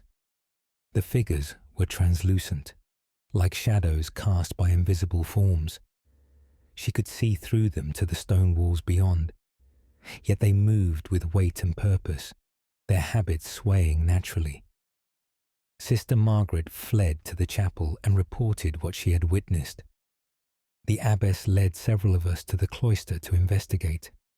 We found it empty, no figures visible, but we all felt an unusual coldness in the air, despite the covered walkway. Over the following weeks, multiple sisters have witnessed this ghostly procession. It appears always at dusk, always following the same pattern. 12 figures walking the cloister in silent meditation. On the night of 28th December, I observed them myself. I was in the courtyard gathering herbs when the procession appeared. The 12 figures emerged from the east cloister entrance and began their walk. I stood very still, watching them pass before me. They seemed unaware of my presence, focused entirely on their walking meditation. As they passed close, I heard them singing. Their voices were faint but clear, singing a Latin hymn. The hymn was ancient, one we no longer perform in our services. I recognized it from old manuscripts in our library. It was sung during funeral processions in the Abbey's early years. I followed the procession at a distance, keeping them in sight. They completed 3 circuits of the cloister before pausing. All 12 figures stopped at the north corner, facing the courtyard. They turned as one to look at something in the center of the courtyard. I looked where they gazed and saw nothing unusual, only grass and the old stone well that has stood there for centuries. The figures remained motionless for several minutes. Then, one by one, they faded from sight. The first figure vanished completely, followed by the second, then the third. Within moments, all 12 had disappeared. I reported this to the abbess, and we consulted the Abbey chronicles. We discovered that in 1287, 12 nuns died of plague. They were buried together in the courtyard where the well now stands. The well was built atop their common grave in 1305. It appears these sisters continue their evening meditation walk. They circle the cloister and pause to visit their own burial place. The abbess has decided we should pray for their souls. Each evening at dusk, we gather in the cloister to offer prayers for the dead. We ask that these 12 souls find rest and peace. The ghostly procession continues to appear. But now, when they pause at the north corner, they seem to acknowledge our presence. They turn toward us, these translucent figures, and bow their heads. We bow in return, living and dead sharing a moment of recognition. Then they fade as always, returning to whatever place they inhabit between appearances. I no longer fear these ghostly sisters. They are part of our Abbey's history, bound to this place they loved in life. We walk the same cloister paths they walked centuries ago. In a way, we are all part of the same eternal procession. Sister Catherine Wendell Lecoq Abbey, Wiltshire, 5th January 1747. Archive note: Dr. Nathaniel Ashcroft. The ghostly procession at Lecoq Abbey has been witnessed by visitors and residents for over 5 centuries. Recent archaeological surveys confirm 12 burials beneath the courtyard well, all dating to the late 13th century. End of file. Case file NOA1573T. Classification: Lighthouse Keeper's Log. Date of statement: 19th October 1573. Location: St. Michael's Mount, Cornwall. Author: Peter Ashford, Lighthouse Keeper. Log. Entry: the climbing figure. I, Peter Ashford, do record unusual events at the lighthouse these 3 nights past. My duty requires I maintain the beacon and ensure its light burns throughout darkness. The lighthouse stands on the rocky island, isolated from shore at high tide. On 16th October, I performed my evening inspection at sunset. All was in order, the lamp cleaned and filled, the mechanism working properly. I retired to my quarters below the light room at approximately 9 o'clock. At midnight, I woke to the sound of someone climbing the external ladder. The lighthouse has an iron ladder affixed to the outside for maintenance access. I heard boots striking each metal rung, ascending steadily toward the top. This alarmed me greatly as I was alone on the island. No boat had arrived during the day. No one else occupied the mount. I took my lantern and climbed to the light room to investigate. Through the windows, I looked down at the ladder below. I saw a figure climbing, perhaps 30 feet below my position. It wore dark clothing and climbed with steady, mechanical rhythm. I called down, demanding the climber identify himself. The figure did not pause or respond. It continued climbing, drawing closer to the light room with each moment. I could not see the face, only the dark form ascending in the night. The climbing was unnatural, too steady and tireless. A normal man would have paused to rest during such a climb. This figure moved without hesitation, hand over hand up the iron rungs. I began to feel profound fear as it approached. Something about that relentless climbing disturbed me deeply. When the figure was perhaps 10 feet below the light room, I saw more clearly. The hands gripping the rungs were bone white, unnaturally pale in the lantern light. The clothing appeared ancient, of a style I did not recognize. Most disturbing was the face when I finally glimpsed it. The climber had no eyes, only dark hollow sockets, yet it climbed with perfect precision, never missing a rung. I stepped back from the window, my heart racing. The climbing sounds continued, growing louder as the figure reached the top. I heard it pull itself onto the narrow platform surrounding the light room. Then footsteps circled the lighthouse, walking around the exterior platform. The figure walked completely around the light 3 times. Each circuit took approximately 1 minute. I stood listening to those footsteps circle endlessly. After the 3rd circuit, the sound stopped. I waited in the center of the light room, holding my lantern high. Several minutes passed in silence. Then I heard descending footsteps on the ladder. The figure climbed back down just as steadily as it had ascended. I watched through the window and saw it descending into darkness. When it reached the rocky base, it simply walked into the sea. The dark figure strode into the waves without pause and vanished beneath the surface. The following 2 nights, this pattern repeated exactly. At midnight, the climbing begins. The figure ascends, circles the light 3 times, then descends and walks into the sea. I have examined the ladder during daylight. I find no trace of anyone having climbed it. No marks on the rungs, no disturbance of the rust and salt that coat the metal. Yet each night I hear the climbing and see that eyeless face approaching. I have written to the Trinity House asking to be relieved of duty. I cannot continue to tend this lighthouse with that figure climbing each night. The sound of those boots on the ladder rungs has begun to haunt my waking hours. I hear it in my mind even during the day.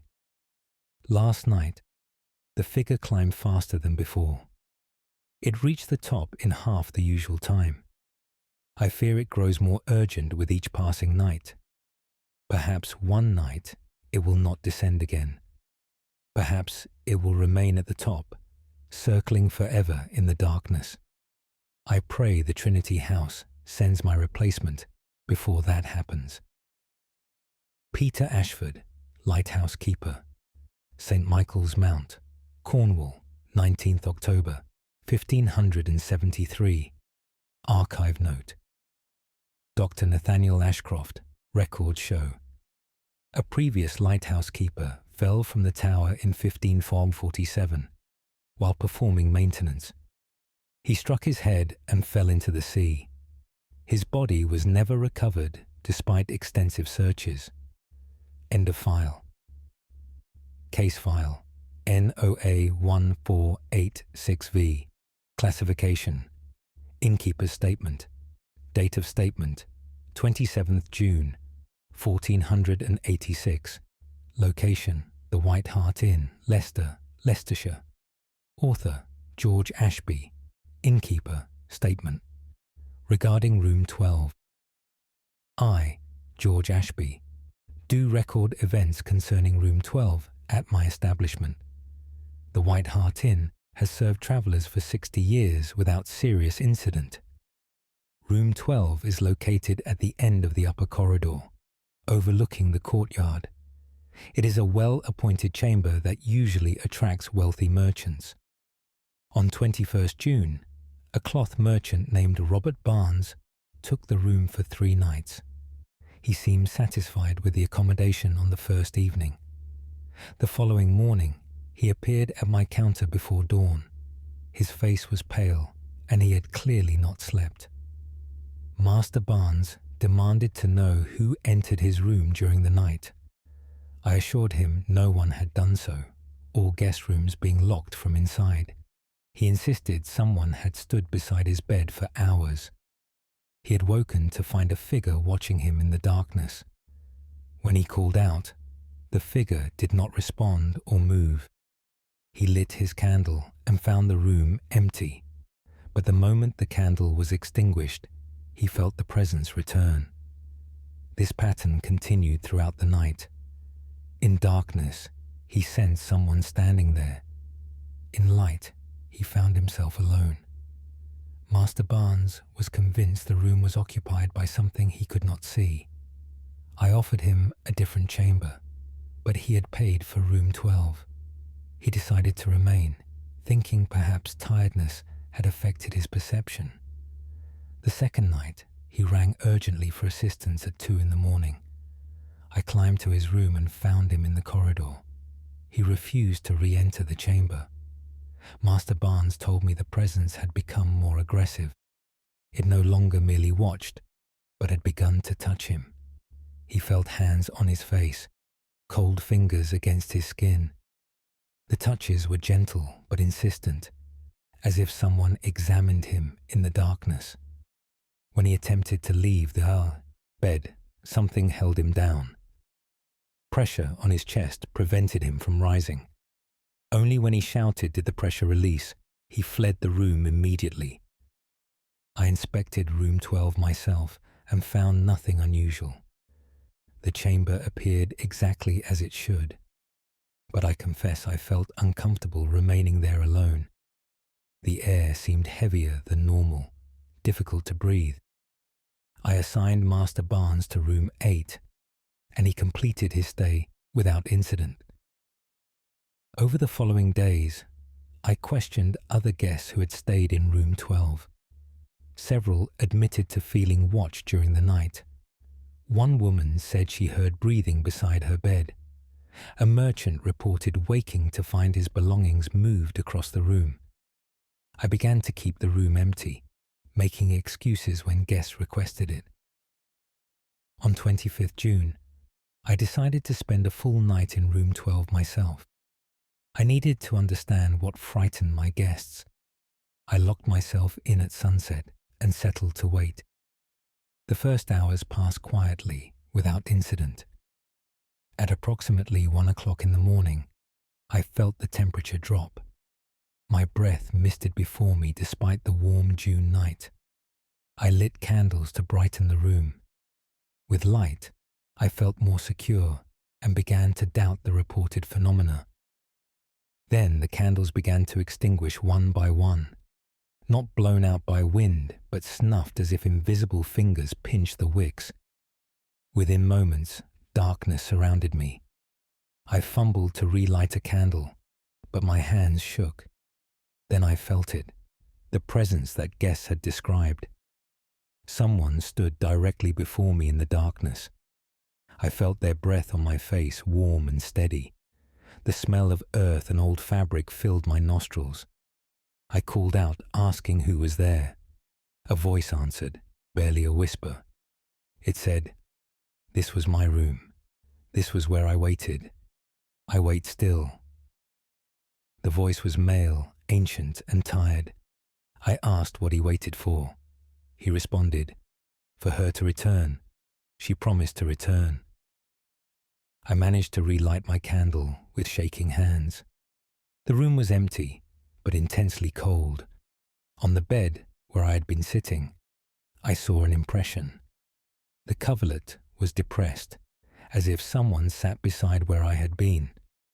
I left room 12 immediately and have not returned. I have decided to seal the room permanently. Whoever waits there can wait undisturbed by the living. I had a carpenter board up the door the following day. Room 12 no longer exists as far as my guests know, but sometimes, late at night, I hear footsteps pacing in that sealed chamber. Back and forth, someone walking endlessly, still waiting for a return that will never come. George Ashby, innkeeper, the White Hart Inn, Leicester, 27th June, 1486. Archive note: Dr. Nathaniel Ashcroft Inn records show a man named William Ashby, no relation to the innkeeper, died in room 12 in 1423. He had been waiting for his betrothed to arrive for their wedding. She perished in a riding accident en route. End of file. Case file NOA1672L. Classification: Physician's Observation Notes. Date of statement: 12th March 1672. Location: York, North Yorkshire.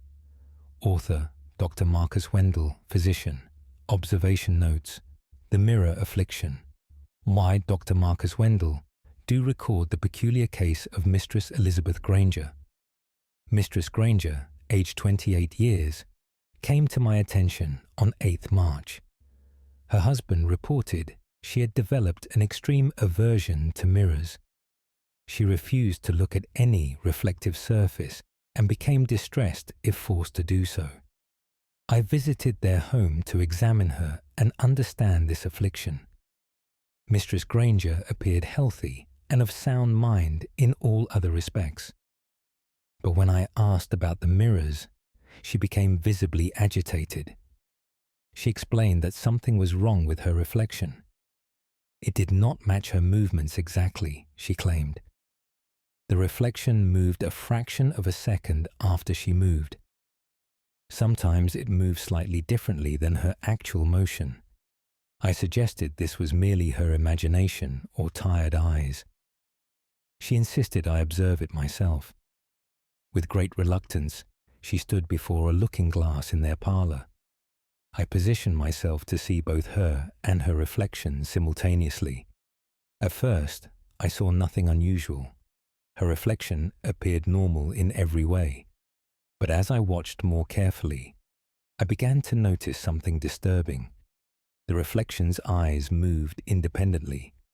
While Mistress Granger looked at me, her reflection's eyes looked at her. The reflection watched her with an expression of intense interest. I stepped closer. doubting my own perception. Mistress Granger raised her hand to her face. In the mirror, her reflection raised its hand, but not to its own face. The reflection reached toward the glass surface from inside.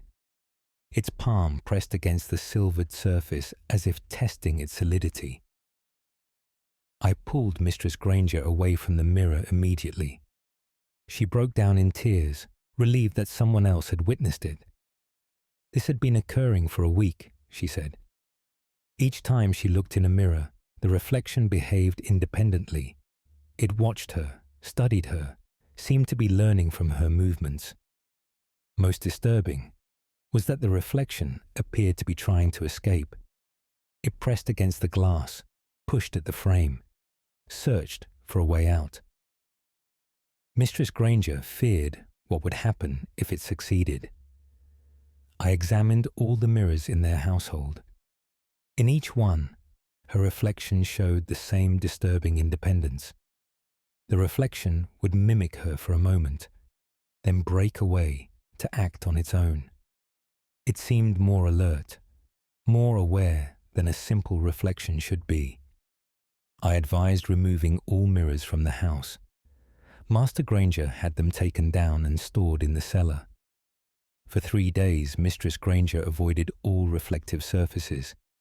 She seemed more at ease without the constant presence of that watching reflection. On the 4th day, I received urgent summons to return to their home. I arrived to find Mistress Granger in a state of terror. She had glimpsed her reflection in a window at dusk. But the reflection was not where it should have been. It appeared several feet to the left of her actual position. The reflection stood separate from her, moving independently. It walked along inside the window glass, as if the reflective surface were its own world. When Mistress Granger moved away from the window, the reflection remained. It stood in the glass, watching her leave. Master Granger confirmed he saw this as well. The reflection stayed in the window for several minutes before fading. Since then, Mistress Granger reports seeing her reflection in unexpected places. It appears in darkened windows when she passes. She glimpses it in still water, in polished metal, in any surface that might cast a reflection. But it is never where she stands. The reflection has separated from her entirely. It exists independently in the world of reflected surfaces. She says it follows her, moving from mirror to window to puddle, always watching her, always trying to get closer. Last night, Master Granger woke to find his wife standing before the one mirror they had not removed. It hung in their bedchamber, forgotten in the initial clearing. Mistress Granger stood motionless before it, staring.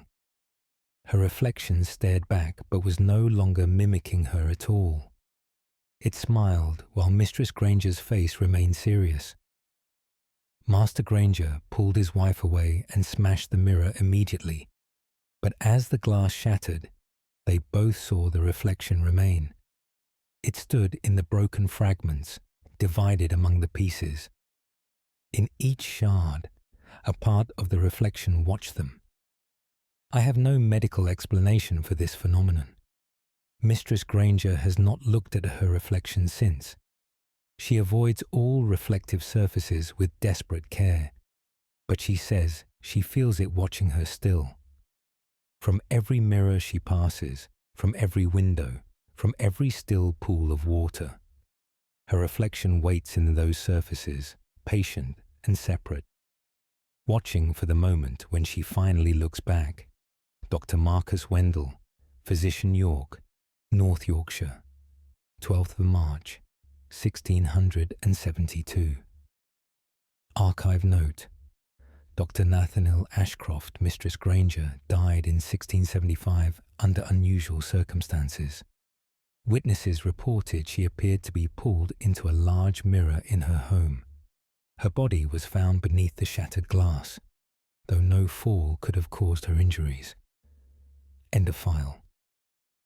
Case file NOA 1545 Classification: Testimony of Town Watchman. Date of statement: 9th November 1545. Location: Chester, Cheshire. Author: John Grimshaw. Watchman testimony regarding the walking statue. I, John Grimshaw, do testify about events witnessed during my night watch on 6th November. My duty requires I patrol the streets from dusk until dawn. I walk the same routes each night, ensuring the safety of our citizens. At approximately 2 o'clock in the morning, I pass by St. John's Church. In the churchyard stands a stone statue of an angel, marking a merchant's grave. The statue has stood there for 30 years, a familiar landmark on my rounds. As I passed, I noticed the statue had changed position.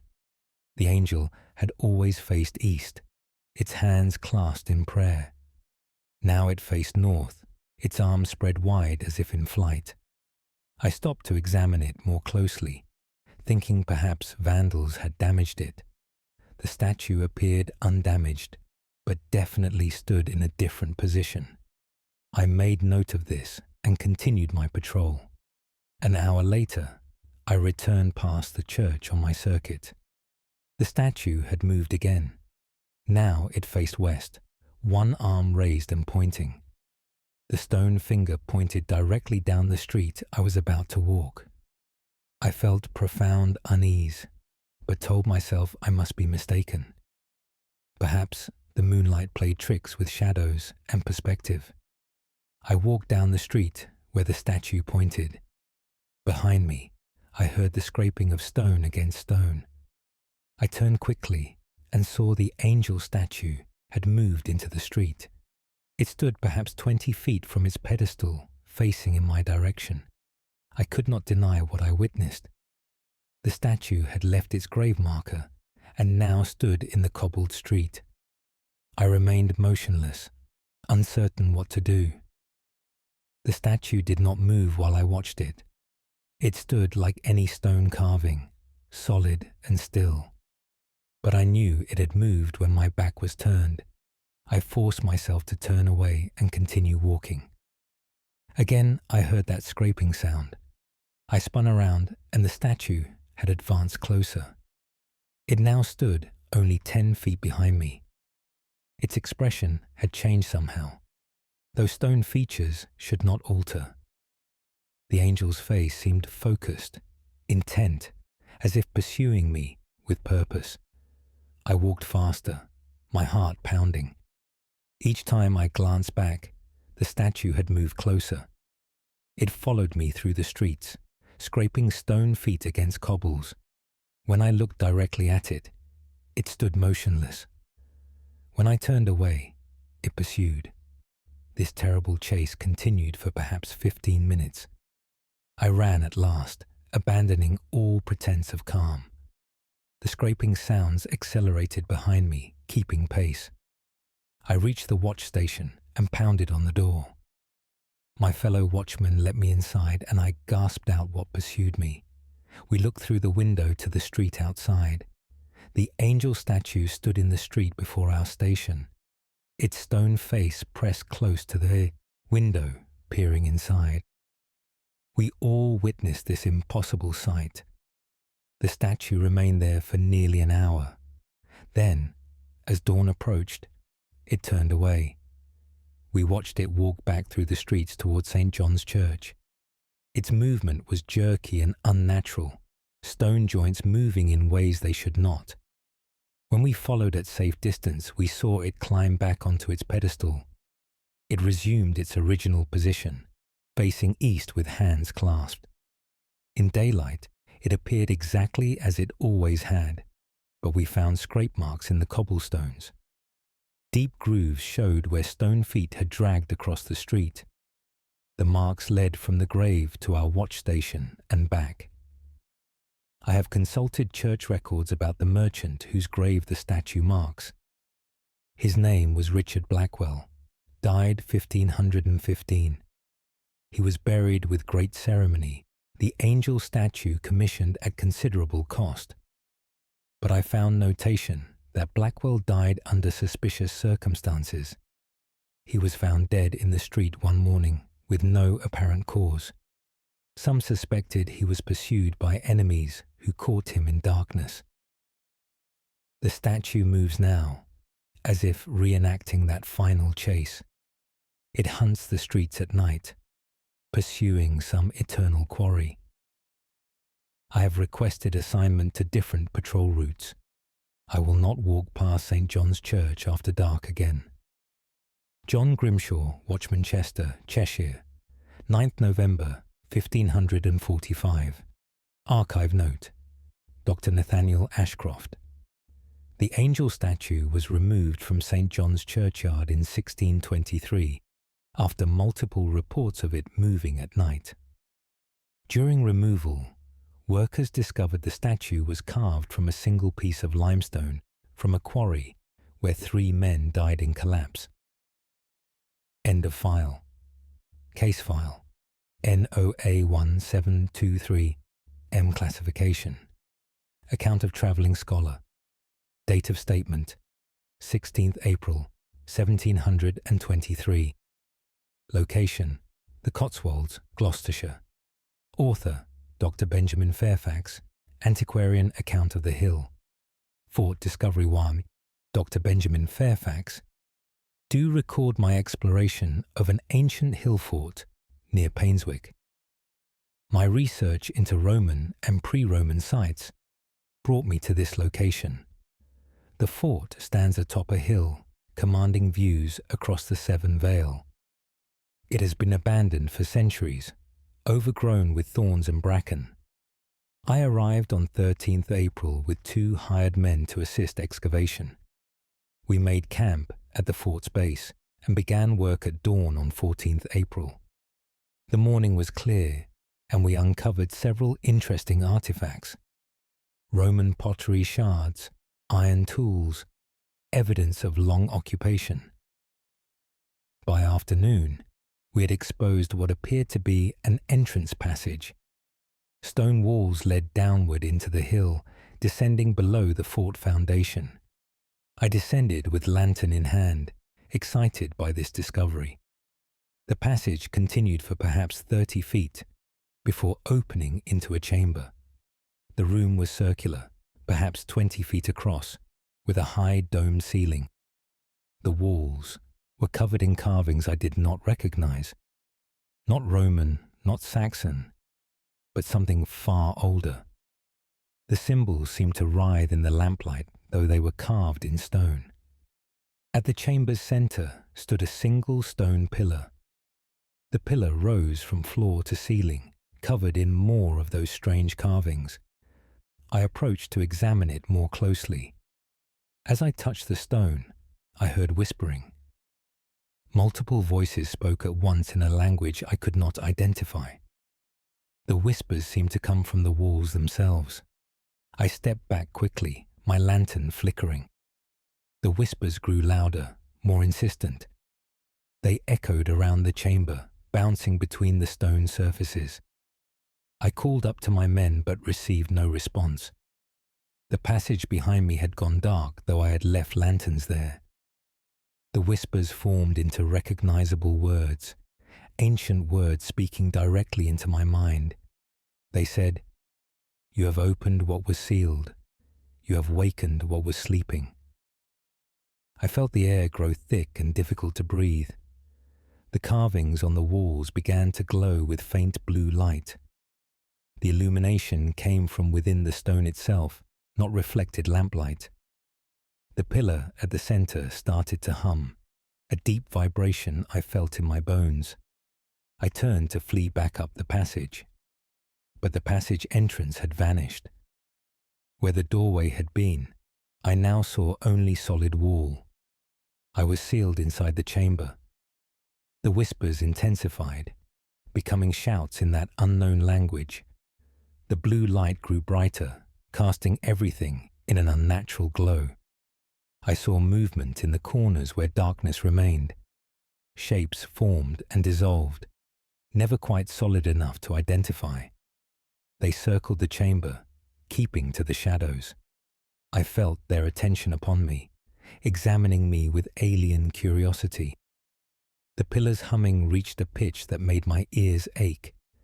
Then suddenly, everything stopped. The whispers ceased, the light faded, the humming ended. I stood in complete darkness and silence. When I relit my lantern, I found the passage entrance had returned. I climbed out as quickly as possible. My men claimed I had been underground for less than 5 minutes, but my pocket watch showed 3 hours had passed. I examined my timepiece carefully and found it working perfectly. Somehow, time had moved differently in that chamber. I ordered the passage filled immediately.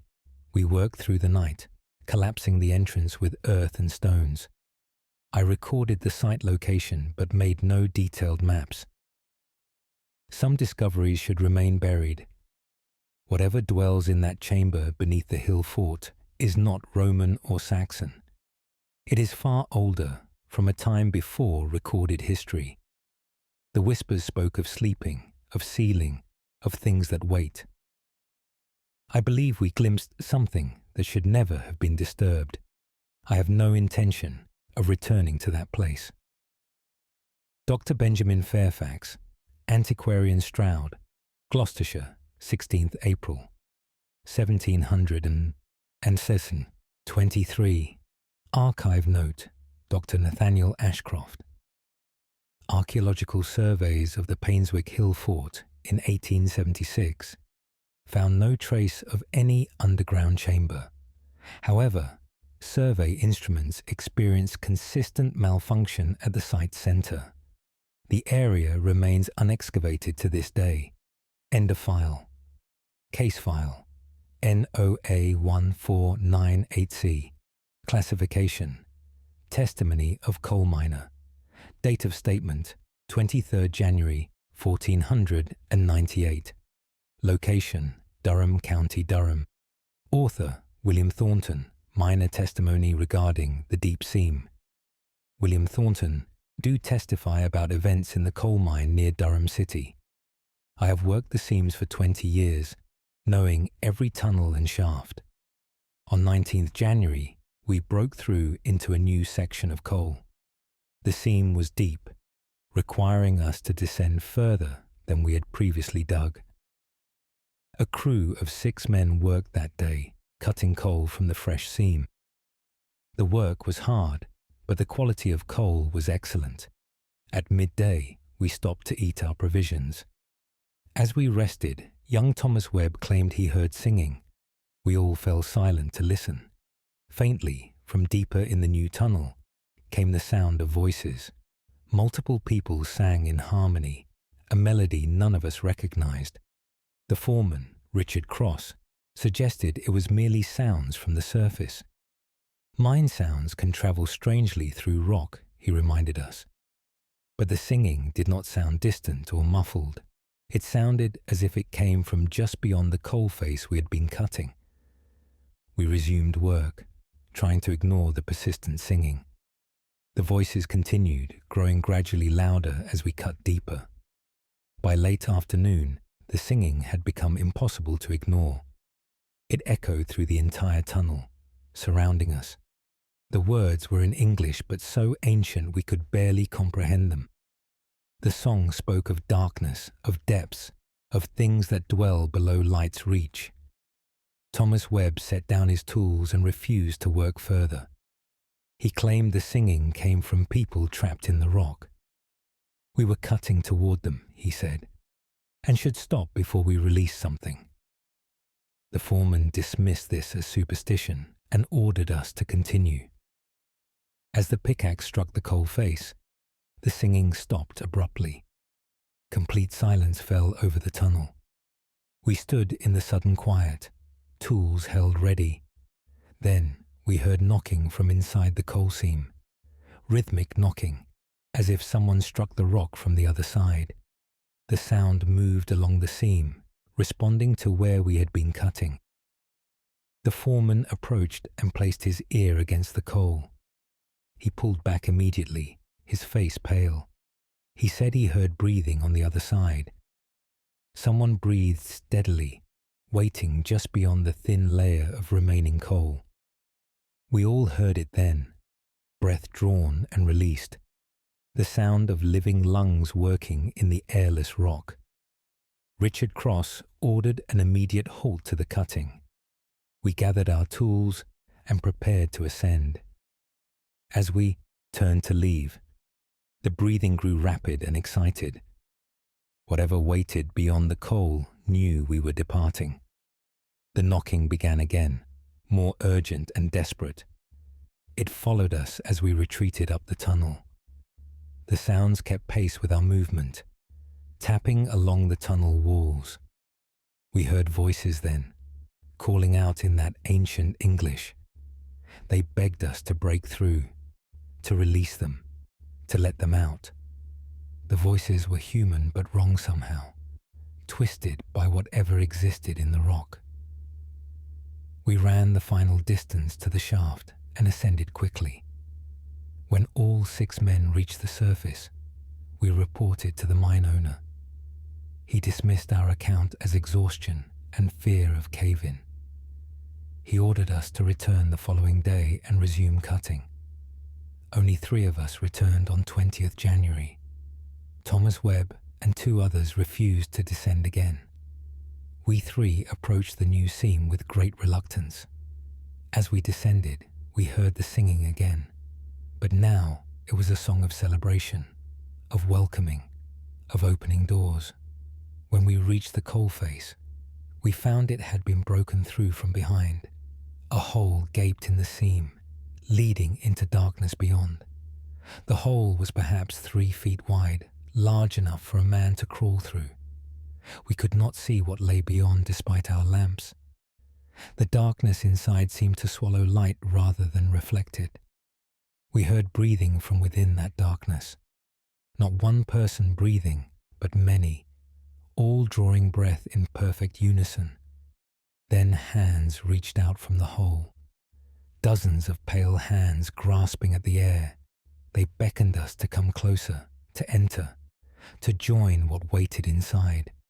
We fled immediately and reported to the surface. The mine owner descended with armed men to investigate. They found the coal face intact, no hole visible.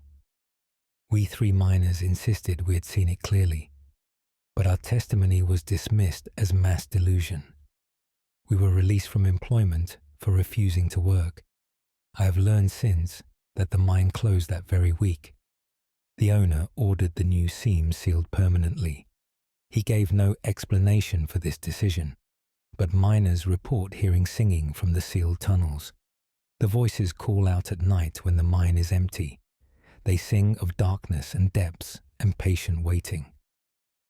William Thornton, Miner Durham, County Durham, 23rd January, 1498. Archive note, Dr. Nathaniel Ashcroft. Mine records show that section was never reopened. In 1634, attempted excavation broke through into a large cavity of unknown origin. Workers reported finding evidence of human habitation deep underground, dating to no known historical period. End of file. Case file NOA1651. Classification. Manor Housekeeper's Report. Date of statement 7th May 1651. Location Ashridge Estate, Hertfordshire. Author Mistress Anne Whitfield. Housekeeper. Report on the Portrait Gallery events. I, Mistress Anne Whitfield. Do report strange. Occurrences in the Manor Portrait Gallery. The gallery contains portraits of the estate's owners, spanning 3 centuries. On 3rd May, I entered the gallery to supervise the maid's cleaning. As I walked the length of the room, I noticed something peculiar. The portrait subjects appeared to be looking at me, not the normal artistic effect of eyes seeming to follow movement. These painted figures actually turned their heads to watch me pass. I stopped and stared at the portrait of Lord Henry Ashridge, died 1530. His head was turned fully to the side, facing down the gallery. I distinctly remembered this portrait showed Lord Henry facing forward. I asked the maids if they had noticed anything unusual. Both girls appeared frightened and admitted the portraits had been moving. The painted figures shifted position when no one looked directly at them. Eyes would blink, heads would turn, hands would move. The maids had been too afraid to report this to anyone.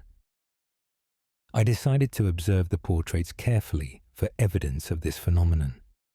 I positioned myself at the gallery's end with view of all the paintings. For several minutes, nothing changed.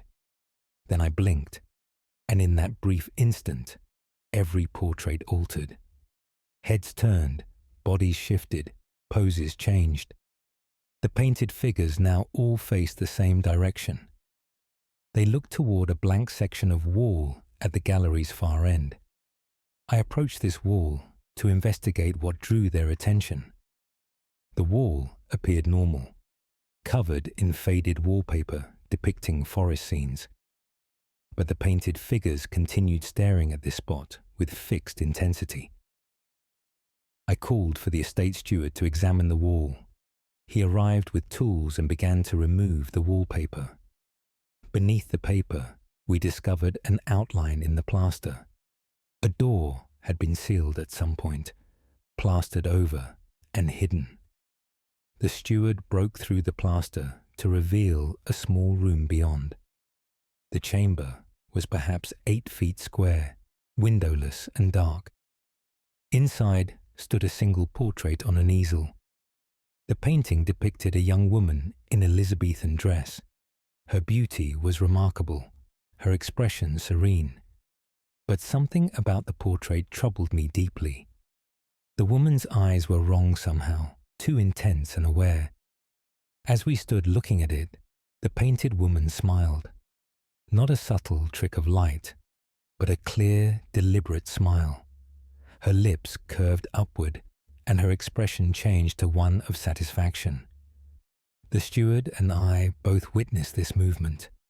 We heard a sound then, like soft laughter from within the sealed room. The laughter was female, matching the voice one might imagine from the portrait. I ordered the door sealed immediately. We backed out of the chamber, and the steward replastered the opening. As he worked, we heard the woman's voice speaking from inside. She said in clear English, "You cannot keep me contained. I am already free." The steward completed his work and we fled the gallery. When we returned an hour later, the portraits had all moved again. Now they faced away from the sealed door, as if turning their backs on it. The expressions on the painted faces had changed to fear. Lord Henry and the other ancestors looked terrified of what we had discovered. That night, I heard footsteps in the gallery above my quarters. Light, feminine steps pacing the length of the room. I climbed the stairs to investigate and found the gallery empty, but every portrait showed its subject looking over their shoulder. They painted figures all stared behind them, as if watching something follow. I turned and saw a woman standing at the gallery's end. She wore Elizabethan dress and matched the sealed portrait exactly. She smiled at me with that same unsettling awareness. Then she turned and walked into the wall where the door had been sealed. She passed through the solid plaster as if it were air.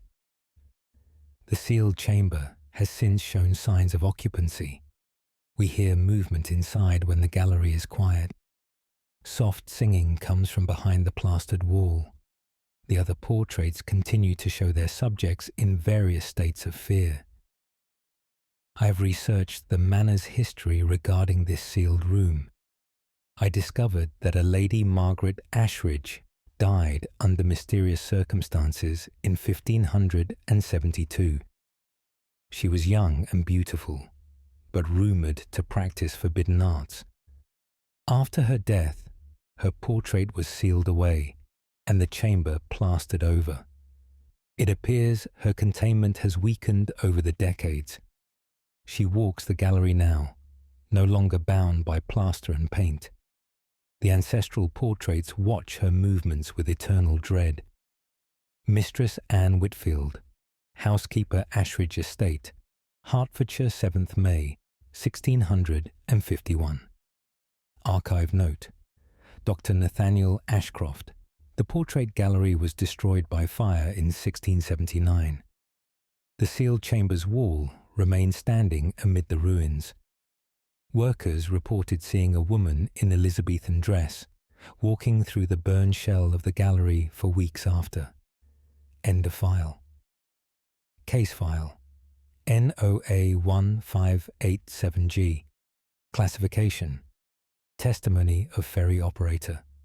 Date of statement: 14th August 1587.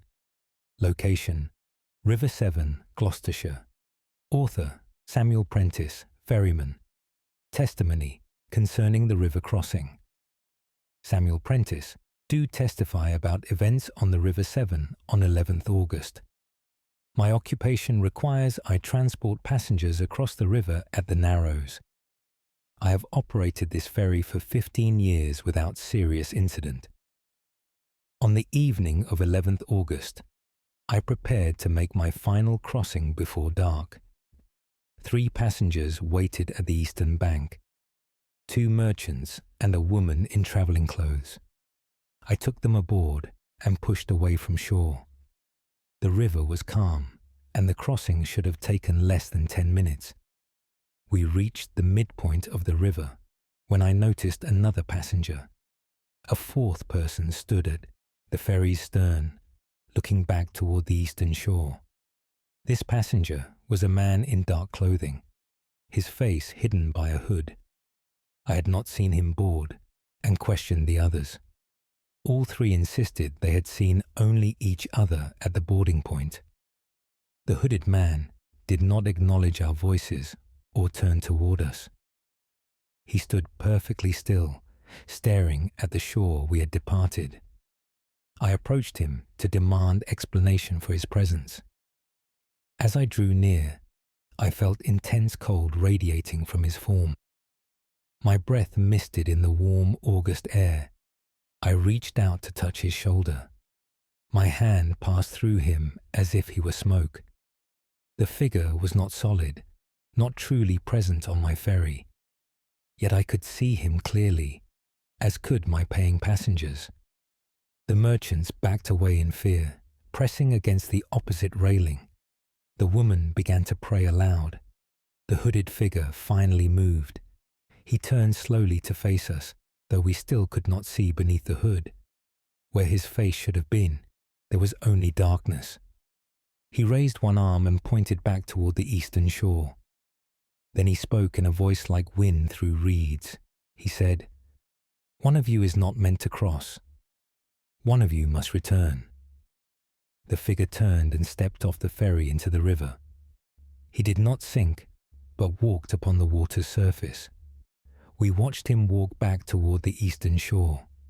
His form remained visible, gliding across the river without disturbing the water. When he reached the bank, he simply faded from view.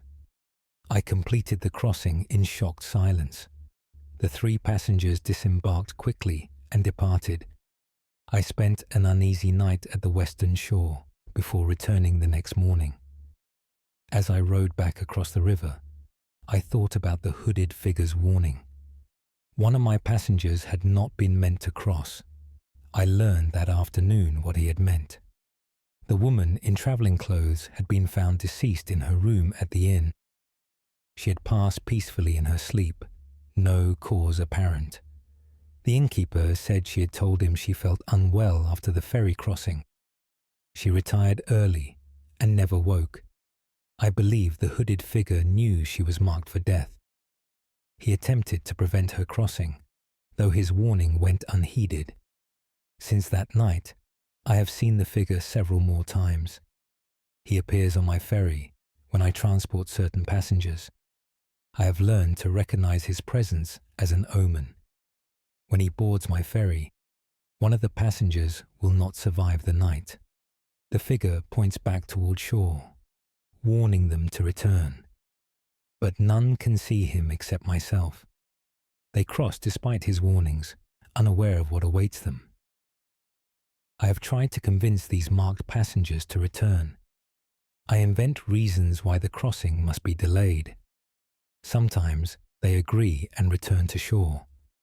Those who return never encounter misfortune, but those who insist on crossing always pass before dawn. The hooded figure watches each crossing with what seems like sorrow.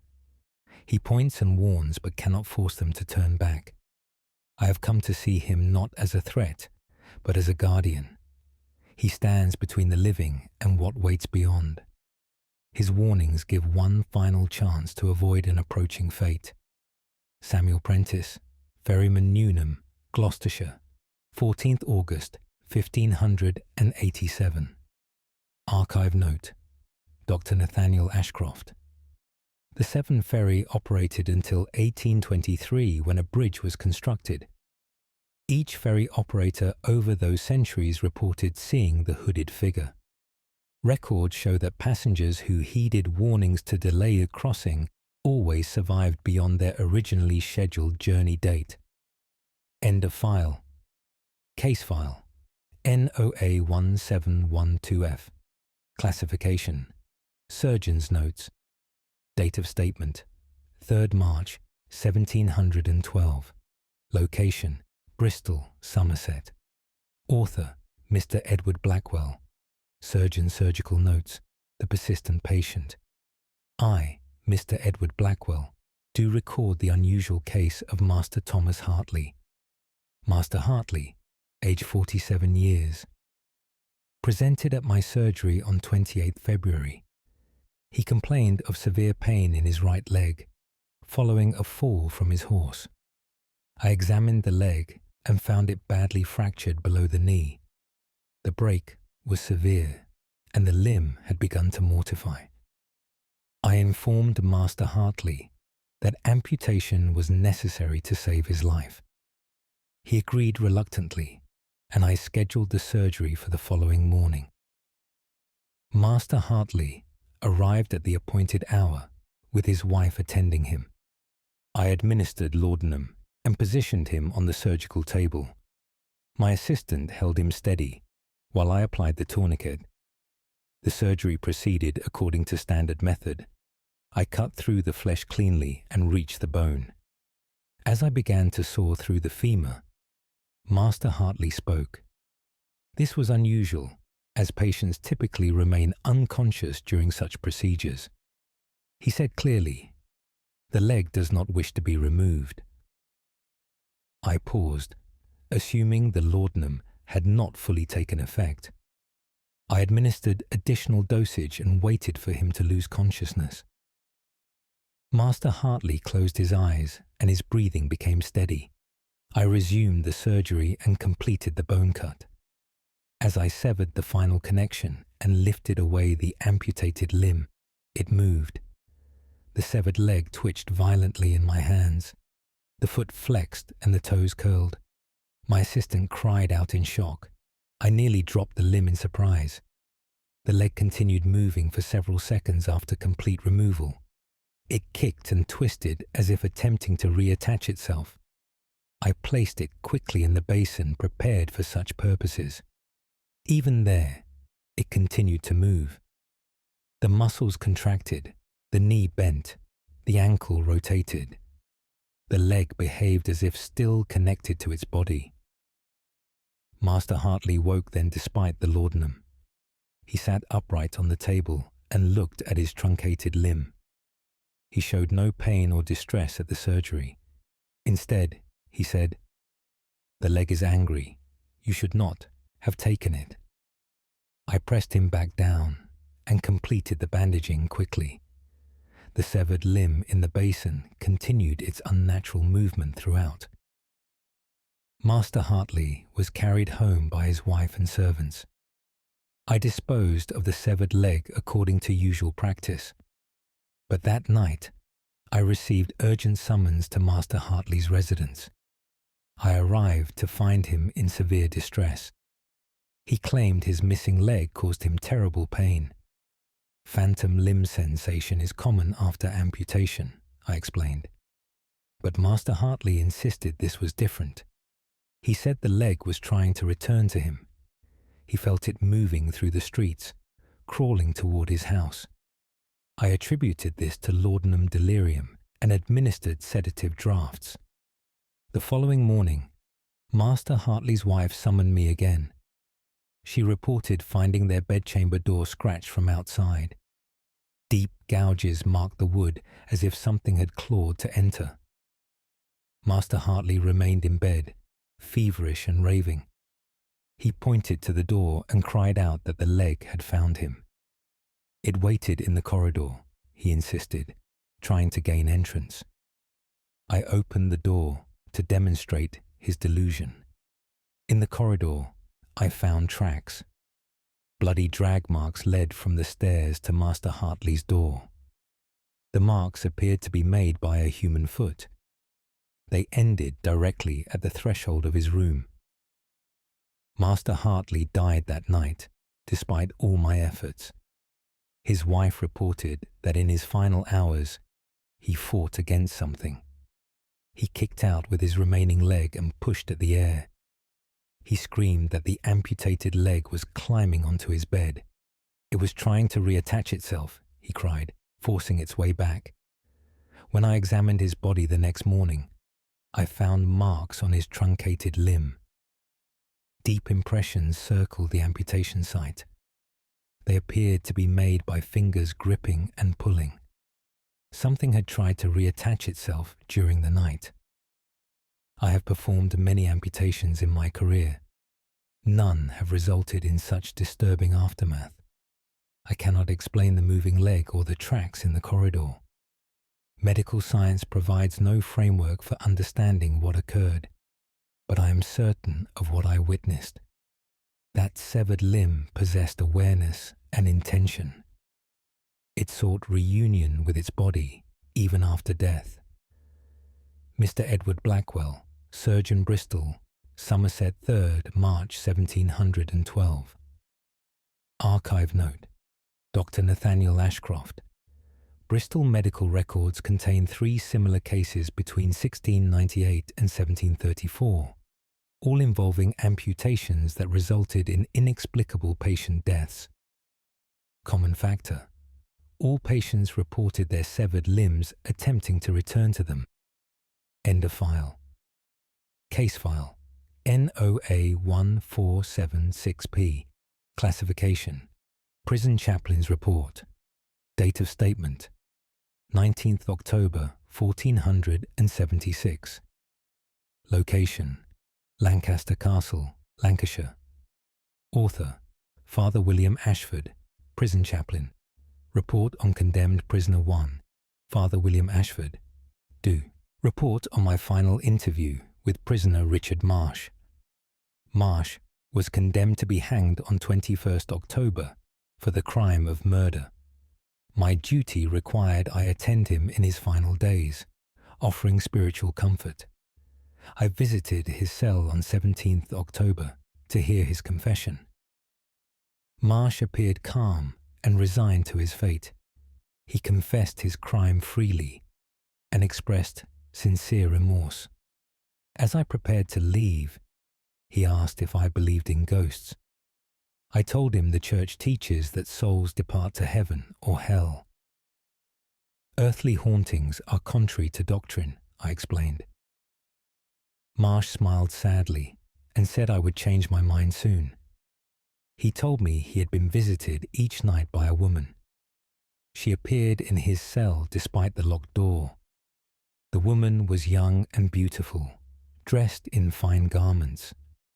She sat beside his cot and spoke to him in whispered tones. Marsh claimed this was Mary Fletcher, the woman he had murdered. She came not to torment him, but to prepare him, he said. She described what awaited him after the hanging. The darkness, the cold, the eternal separation from light. Mary told him that death would not end his suffering. His crime had bound them together beyond the grave. Where she had gone, he would follow. They would share the same darkness forever. I dismissed this as guilty conscience manifesting in dreams. Marsh insisted he saw her while fully awake. He offered to prove it by having me sit vigil that very night. Against my better judgment, I agreed. I positioned myself in the corridor outside his cell. Through the small window in the door, I could observe the entire cell interior. Marsh lay on his cot, hands folded on his chest. The hours passed slowly in the dim torchlight. At midnight precisely, the temperature dropped noticeably. I saw my breath mist in the suddenly frigid air. Then I saw her appear inside the cell. A woman in fine dress materialized beside Marsh's cot. She did not enter through the door or window. One moment the cell was empty, save the prisoner. The next, she sat beside him. Marsh sat up and greeted her as Mary. They spoke together, though I could not hear the words clearly. The woman's face was pale as death, her eyes dark and hollow. She reached out and placed her hand on Marsh's chest. Where she touched, his skin darkened as if bruised. The mark spread outward from her hand in black tendrils. Marsh showed no sign of pain, continuing their conversation calmly. After perhaps 10 minutes, the woman stood. She looked directly at me through the cell door window.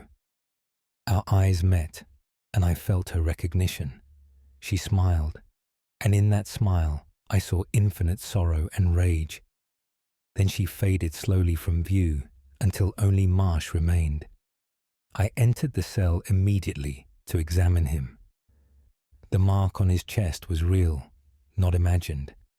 Black tendrils spread from where the woman had touched. Marsh said she had marked him so she could find him after death. No matter where his soul fled, she would track him by this mark. I performed prayers of protection and blessed him with holy water. The mark did not fade. Marsh was hanged 2 days later as scheduled.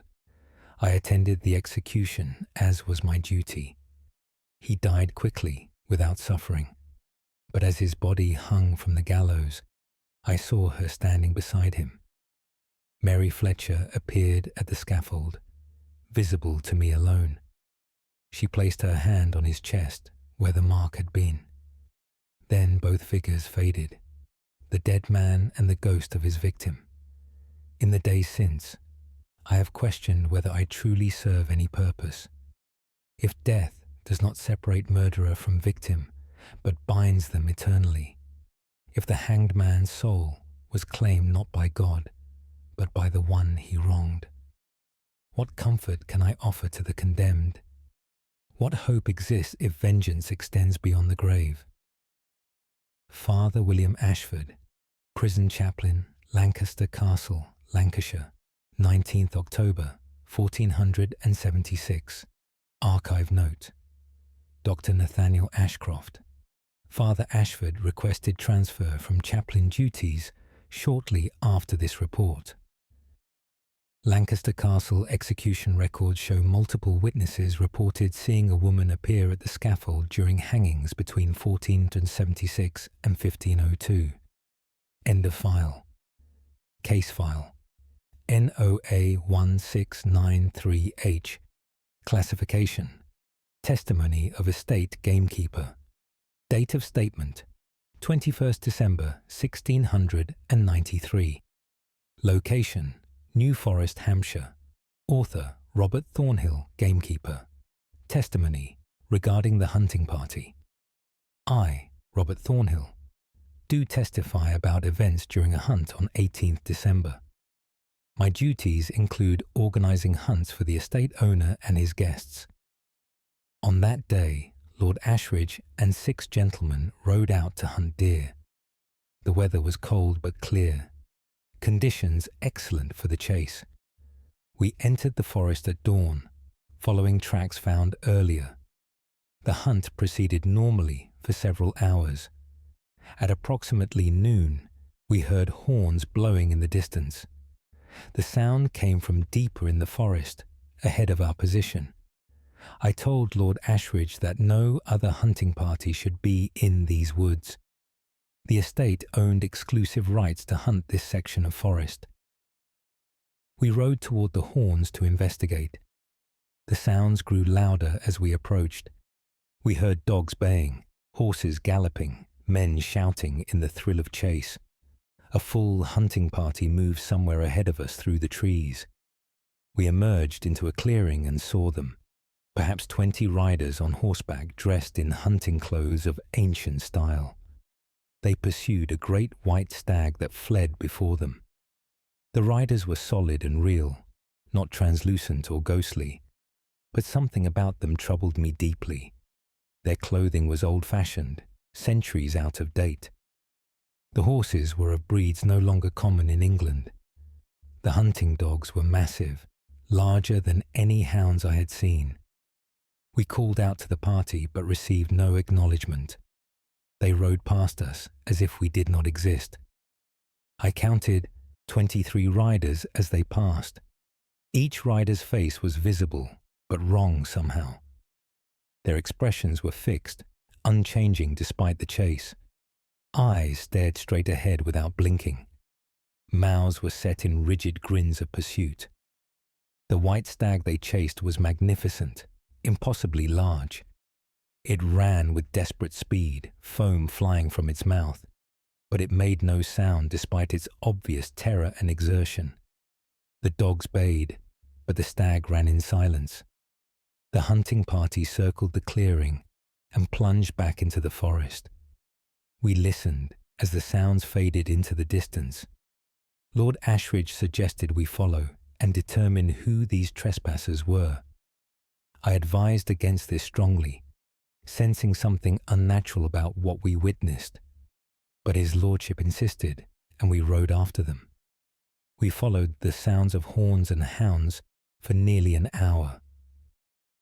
The trail led deeper into the oldest section of forest. Ancient oaks grew thick here, their branches shutting out the sky. The sounds remained ahead of us, never growing closer despite our speed. Eventually, we reached a section of forest I did not recognize. This troubled me greatly, as I know every part of these woods. The trees were older than any I had seen, twisted and enormous. The forest floor was covered in mist despite the clear day. The hunting sounds had ceased. Complete silence surrounded us, no birdsong or wind. Then we saw the riders again. They sat motionless on their horses in a circle around the white stag. The stag stood in the circle's center, sides heaving.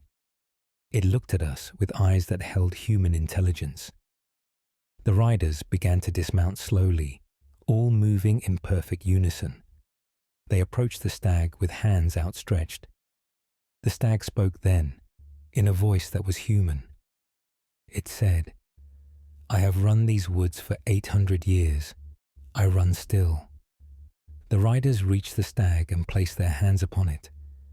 The magnificent creature dissolved into white mist beneath their touch. The mist swirled upward and reformed into the shape of a man. An ancient man in nobleman's clothing stood where the stag had been. He looked at us with terrible sadness. He said, "The hunt never ends. I run and they pursue. When they catch me, I become the stag again, and the chase renews. Join us if you wish, but know that the hunt is eternal." Lord Ashridge pulled his horse back sharply. We turned and rode from that strange clearing, as fast as our mounts could carry us. Behind us, we heard the horns blow again. The baying of hounds and the thunder of hooves resumed. We rode for what felt like hours, the sounds always behind us. Finally, we burst from the forest into familiar fields. The sound ceased the moment we left the tree line. Lord Ashridge has forbidden anyone from hunting in that section of forest. He ordered markers placed warning of dangerous terrain, but on cold December nights, we still hear the horns blowing. The eternal hunt continues in the depths of the forest. I have researched the history of these woods and found disturbing records. In the year 893, a Norman lord named Geoffrey de Ashridge went hunting. He pursued a white stag sacred to the old Saxon inhabitants. When he caught and killed the creature, the Saxon wise woman cursed him. He would become the stag and be hunted forever, she declared. He would know the terror of the pursued and never find rest. It appears her curse holds true across the centuries. Robert Thornhill, gamekeeper, Ashridge Estate, Hampshire, 21st December, 1693. Archive note: Dr. Nathaniel Ashcroft, the phantom hunt of New Forest has been witnessed every December since the 9th century. All witnesses describe identical details: 23 riders, massive hounds, and a white stag that speaks before its transformation. End of file. Case file NOA1569L. Classification: Account of village priest. Date of statement: 8th July 1569. Location: Whitby, North Yorkshire. Author: Father Thomas Brewster, parish priest. Account of the graveyard visitor. Why Father Thomas Brewster? Do record events at St. Mary's Church graveyard. My duties include maintaining the church grounds and performing burial services. On 5th July, I was walking through the graveyard at dusk. I noticed a woman kneeling beside a grave in the oldest section. She wore a dark cloak with hood drawn up against the evening chill. I approached to offer assistance, thinking perhaps she required spiritual comfort. As I drew near, I called out a gentle greeting. The woman did not acknowledge my voice or turn toward me. She remained kneeling, her hands placed flat on the grass above the grave. I came closer and spoke again, asking if she needed help. Still, she gave no response. I stood directly beside her now and could see her clearly. Her hands pressed into the earth as if trying to dig through the grass. Her fingers clawed at the ground with desperate intensity. I reached out to touch her shoulder. My hand passed through her cloak as if through mist. The woman was not solid, not truly present in the graveyard, yet I could see her as clearly as any living person. I stepped back in shock. The woman finally moved, turning her head to look up at me. I saw her face beneath the hood and nearly cried out. Her features were beautiful, but her skin was grey as stone. Her eyes were entirely white, no iris or pupil visible. Tears ran down her cheeks, clear and real despite her spectral form. She spoke then, her voice barely a whisper. She said, "I cannot reach him. The earth holds him, and I cannot reach him." I asked who lay in the grave she knelt beside. She said, "My beloved. They buried him here while I still lived. They told me he was dead, but I heard him calling from the grave. I came to free him, but I was too late. He had already left this world." I looked at the gravestone and read the name carved there. William Mercer, died 15th May, 1487. The grave was nearly a century old. I asked the woman her name. She said, "I am Catherine Mercer. I have knelt here every night for 82 years. I will kneel here until I reach him or until I fade entirely from this world." I told her that William surely rested in heaven. She shook her head slowly. She said, "He is not in heaven. He is here in the earth. I hear him calling still. He begs me to free him from the darkness." Catherine placed her ear to the ground. She said, "Listen, can you not hear him?" I knelt beside her ghostly form and listened. At first, I heard nothing but wind and distant sea. Then, faintly, I heard tapping from beneath the ground. Rhythmic tapping, as if someone knocked on the underside of a wooden lid. My blood froze as I recognized the sound. Someone, or something, knocked from within the grave. Catherine looked at me with those terrible white eyes. She said, "You hear him. Finally, someone else hears him. Tell them to dig. Tell them to free him from the box." I stumbled backward, terror overwhelming me. The knocking continued, growing more insistent. Catherine remained kneeling, tears streaming down her grey face. She placed both hands on the earth and began to claw at it frantically. Her fingers passed through the grass without disturbing it. She could not touch the physical earth despite her desperate efforts. The knocking reached a crescendo before stopping suddenly. Catherine let out a wail of anguish that echoed across the graveyard. She cried out, "William, do not leave me. Stay. I will reach you." But the knocking did not resume. Silence returned to the grave. Catherine collapsed forward, her ghostly form dissolving into mist. The mist sank into the ground above the grave and vanished. I remained in the graveyard until full darkness fell. The knocking did not return. I have visited that grave every evening since. Sometimes I see Catherine kneeling there. Sometimes I hear the knocking from below, but never at the same time. When Catherine appears, the grave is silent. When the knocking sounds, Catherine is absent. They search for each other across the barrier between worlds, forever separated, forever calling out, forever failing to connect. I pray for them both, but fear my prayers cannot reach where they are trapped. Father Thomas Brewster, Parish Priest, St. Mary's Church, Whitby, 8th July, 1569, Archive Note. Dr. Nathaniel Ashcroft. William Mercer's grave was exhumed in 1645 during graveyard expansion. The coffin showed deep scratch marks on its inner surface. Catherine Mercer died in 1489, 2 years after William. She is buried 3 miles away in a different parish. End of file. Case file NOA 1784 N. Classification University Professor's Notes. Date of statement 26th November 1784. Location Oxford, Oxfordshire. Author Professor Edmund Hartley. Natural Philosophy Research Notes. The Impossible Equation.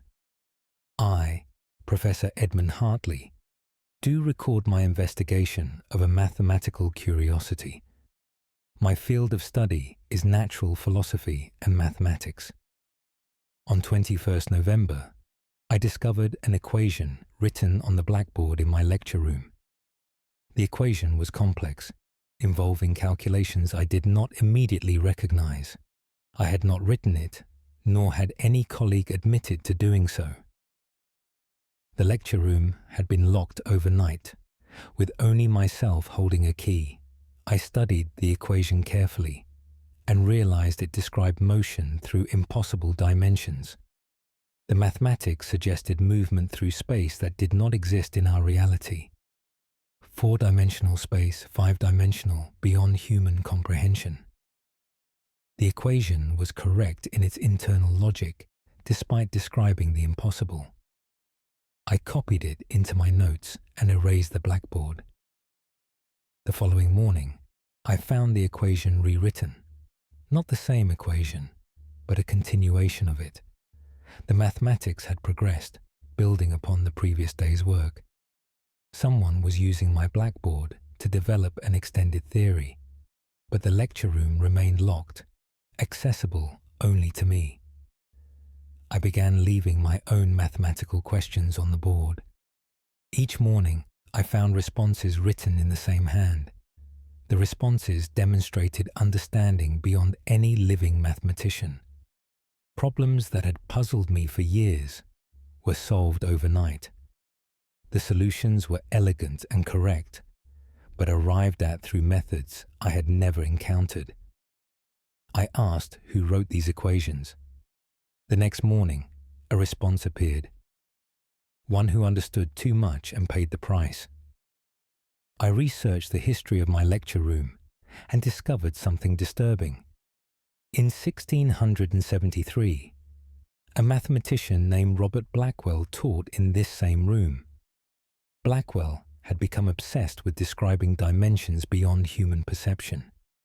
He claimed mathematics could reveal spaces that existed but could not be seen or entered. His colleagues dismissed this as madness. Blackwell continued his work privately, covering every surface with equations.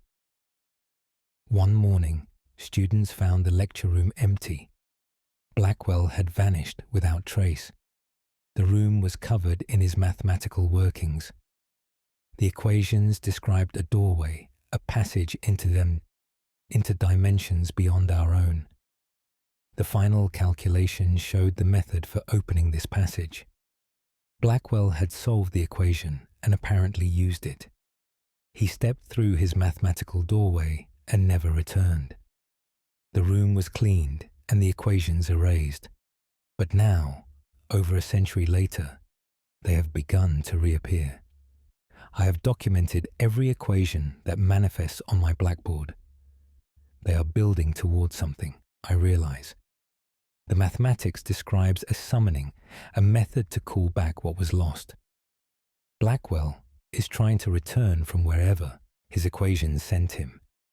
He uses the blackboard as a bridge between his dimensional prison and our world. Each night, he writes more of the solution.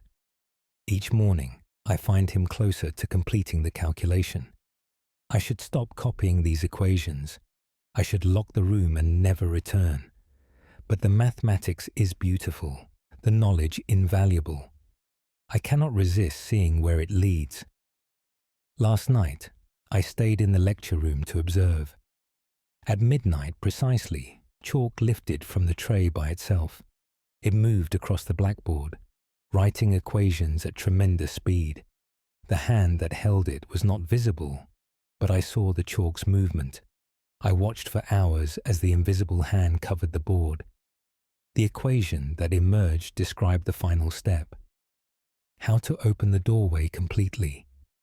How to allow passage between dimensions. The chalk fell to the floor, and the writing stopped. I stood before the completed equation, understanding its purpose. If I speak aloud the final calculation, the door will open. Robert Blackwell will return from his century of exile. But what else might follow him through? What dwells in those impossible dimensions beyond our space?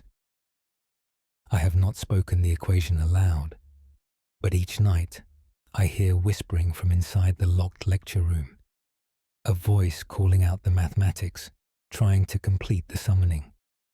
Professor Edmund Hartley, Natural Philosophy, Oxford, Oxfordshire, 26 November 1784. Archive note. Dr. Nathaniel Ashcroft. Professor Hartley disappeared from Oxford on December the 3rd, 1784. His lecture room was found locked from inside. Every surface was covered in mathematical equations. Modern analysis suggests the equations describe quantum mechanics, discovered over a century later. End of file. Case file. NOA1637S classification. Testimony of travelling merchant. Date of statement, 4th February 1637. Location, the Wash, Norfolk, Lincolnshire border. Author the Peter Ashworth. Cloth merchant, testimony regarding the coastal road. Peter Ashworth. Do testify about my journey along the coastal road on 1st February. My trade requires regular travel between Boston and King's Lynn. The coastal route is treacherous, passing close to the salt marshes and tidal flats. I departed Boston at dawn, intending to reach King's Lynn before the tide. The morning was grey and cold with fog obscuring the marsh. I drove my wagon carefully, mindful of the road's edge. At approximately 10 o'clock, I saw figures walking ahead on the road. There were perhaps a dozen people moving in single file. They walked toward me coming from the King's Lynn direction. As we drew closer, I realized something was wrong with their appearance. They wore clothing that was soaked through, water dripping from every garment. Their hair hung wet and tangled, plastered to their faces. Yet it had not rained, nor was there any reason for such thorough soaking. I called out a greeting, but received no response. The figures continued walking, heads down, moving with strange synchronization. They passed my wagon without looking up or acknowledging my presence. I turned to watch them continue down the road behind me. As they walked, they left wet footprints on the dry ground. Water pooled in each print, though they walked on solid earth above the tide line. I called out again, asking if they needed assistance. One figure at the rear of the procession turned to look at me. It was a young woman with seaweed tangled in her hair. Her skin was pale as death, her lips blue with cold. She opened her mouth as if to speak, but only water poured out. A stream of seawater flowed from her mouth like a fountain. She turned away and continued walking with the others. I whipped my horse forward, suddenly desperate to be away from that place. As I drove, I looked back repeatedly. The figures had vanished completely. The road behind me was empty and dry, no wet footprints visible. I continued to King's Lynn and asked about the road conditions. The tollkeeper told me the coastal road has been clear all day. No group of travellers had passed through going either direction. I described what I had witnessed. The tollkeeper's expression grew grave. He told me I had seen the drowned procession. Every few years, travellers report seeing them on that stretch of road. They are the souls of those who died when the seawall broke in 1354. An entire village was flooded when the North Sea burst through during a storm. Over 200 people drowned. Their bodies never recovered. The sea took them and holds them still. They walk the road where their village once stood, forever dripping, forever cold, forever trying to reach safety that will never come. The tollkeeper advised me to use the inland route in future. Those who see the drowned procession sometimes follow them, he warned. The compulsion to join their walk can be overwhelming. Some travellers are found days later, drowned in shallow water far from the tide. They appear to have walked into the sea deliberately, driven by some impulse they could not resist. I have changed my route as advised. I will travel farther, but avoid that cursed stretch of coastal road. The memory of that woman's face haunts my sleep. The water pouring from her mouth, endless and cold. The desperate sadness in her eyes before she turned away.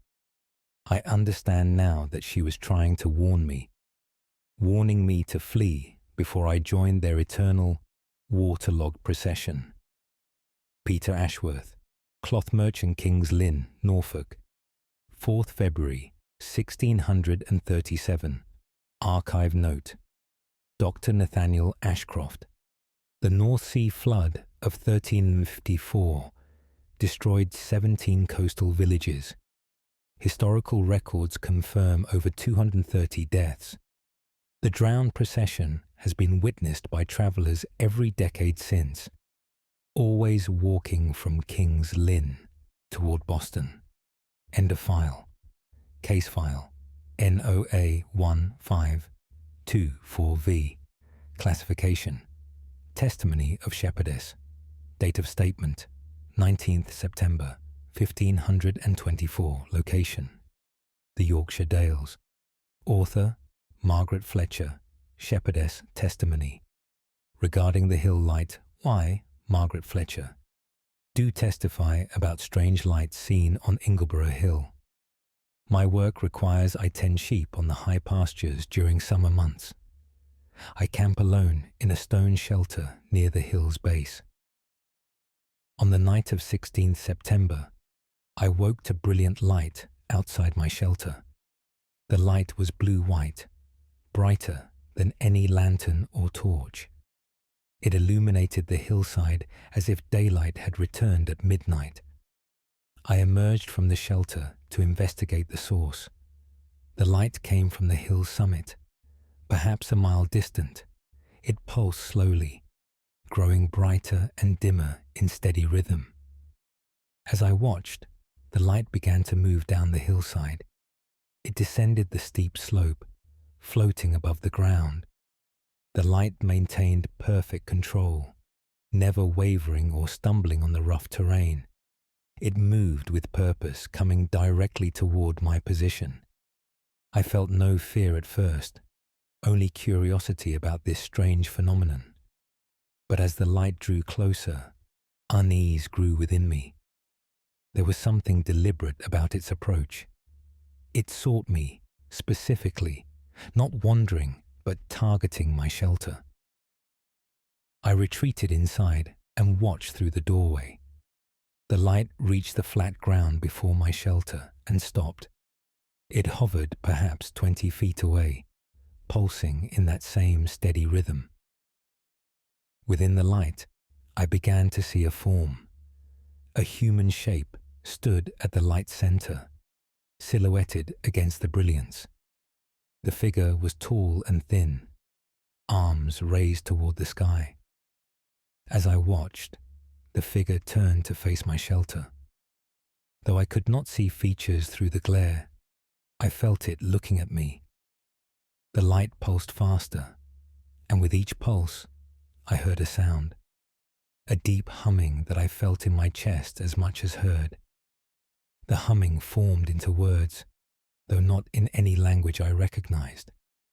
The words bypassed my ears and spoke directly into my mind.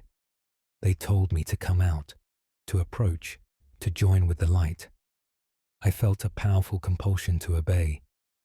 My legs moved without my will, carrying me toward the doorway.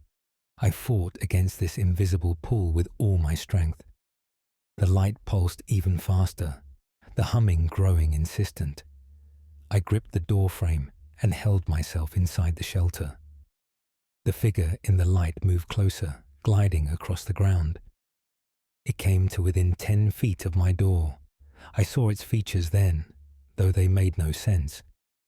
The face was human, but wrong. Proportions distorted. Eyes too large and entirely black, no white visible. Mouth too wide, stretching beyond where human lips should end. The figure reached out one hand towards me. The hand had 6 fingers, each too long and jointed in extra places. I screamed and the sound broke whatever spell held me. The light pulled back suddenly, as if my scream had physical force. The figure retreated, moving back toward the hillside. The light grew dimmer as it climbed the slope again. It returned to the summit and remained there for the rest of the night, pulsing slowly, calling out in that soundless voice. I did not sleep, watching it from my shelter until dawn. As the sun rose, the light faded and vanished. I climbed to the summit the following day to investigate. I found a circle of scorched grass where the light had stood. The grass within the circle was burned black but not consumed. In the circle's center was an impression in the earth. 2 footprints, if they could be called such. Each print showed 6 toes, long and splayed. They were sunk deep into the hard ground, as if whatever made them was extremely heavy. I reported this to the village upon my return from the high pastures. Others told me lights have been seen on Ingleborough for generations. They appear several times each year, always descending the hill at night. Those who approach the lights too closely sometimes vanish. They are found days later, wandering confused and unable to speak. When they recover, They cannot remember what happened, but they refuse to look at the night sky ever again. I have decided to seek other employment. I will not tend sheep on those high pastures again. The memory of that figure in the light will haunt me always. Those two large eyes, that too wide mouth, that six-fingered hand reaching out. Whatever dwells on Ingleborough Hill is not of this earth. Margaret Fletcher, Shepherdess, Ingleton, Yorkshire. 19th September, 1524. Archive note. Dr. Nathaniel Ashcroft. Ingleborough Hill lights have been documented in local records since pre-Roman times. Modern investigation has found no geological or atmospheric explanation. The hill's summit contains ancient stone circles and unexplained magnetic anomalies. End of file. Case closed to public record. The original document remains sealed within the vaults of the British Museum.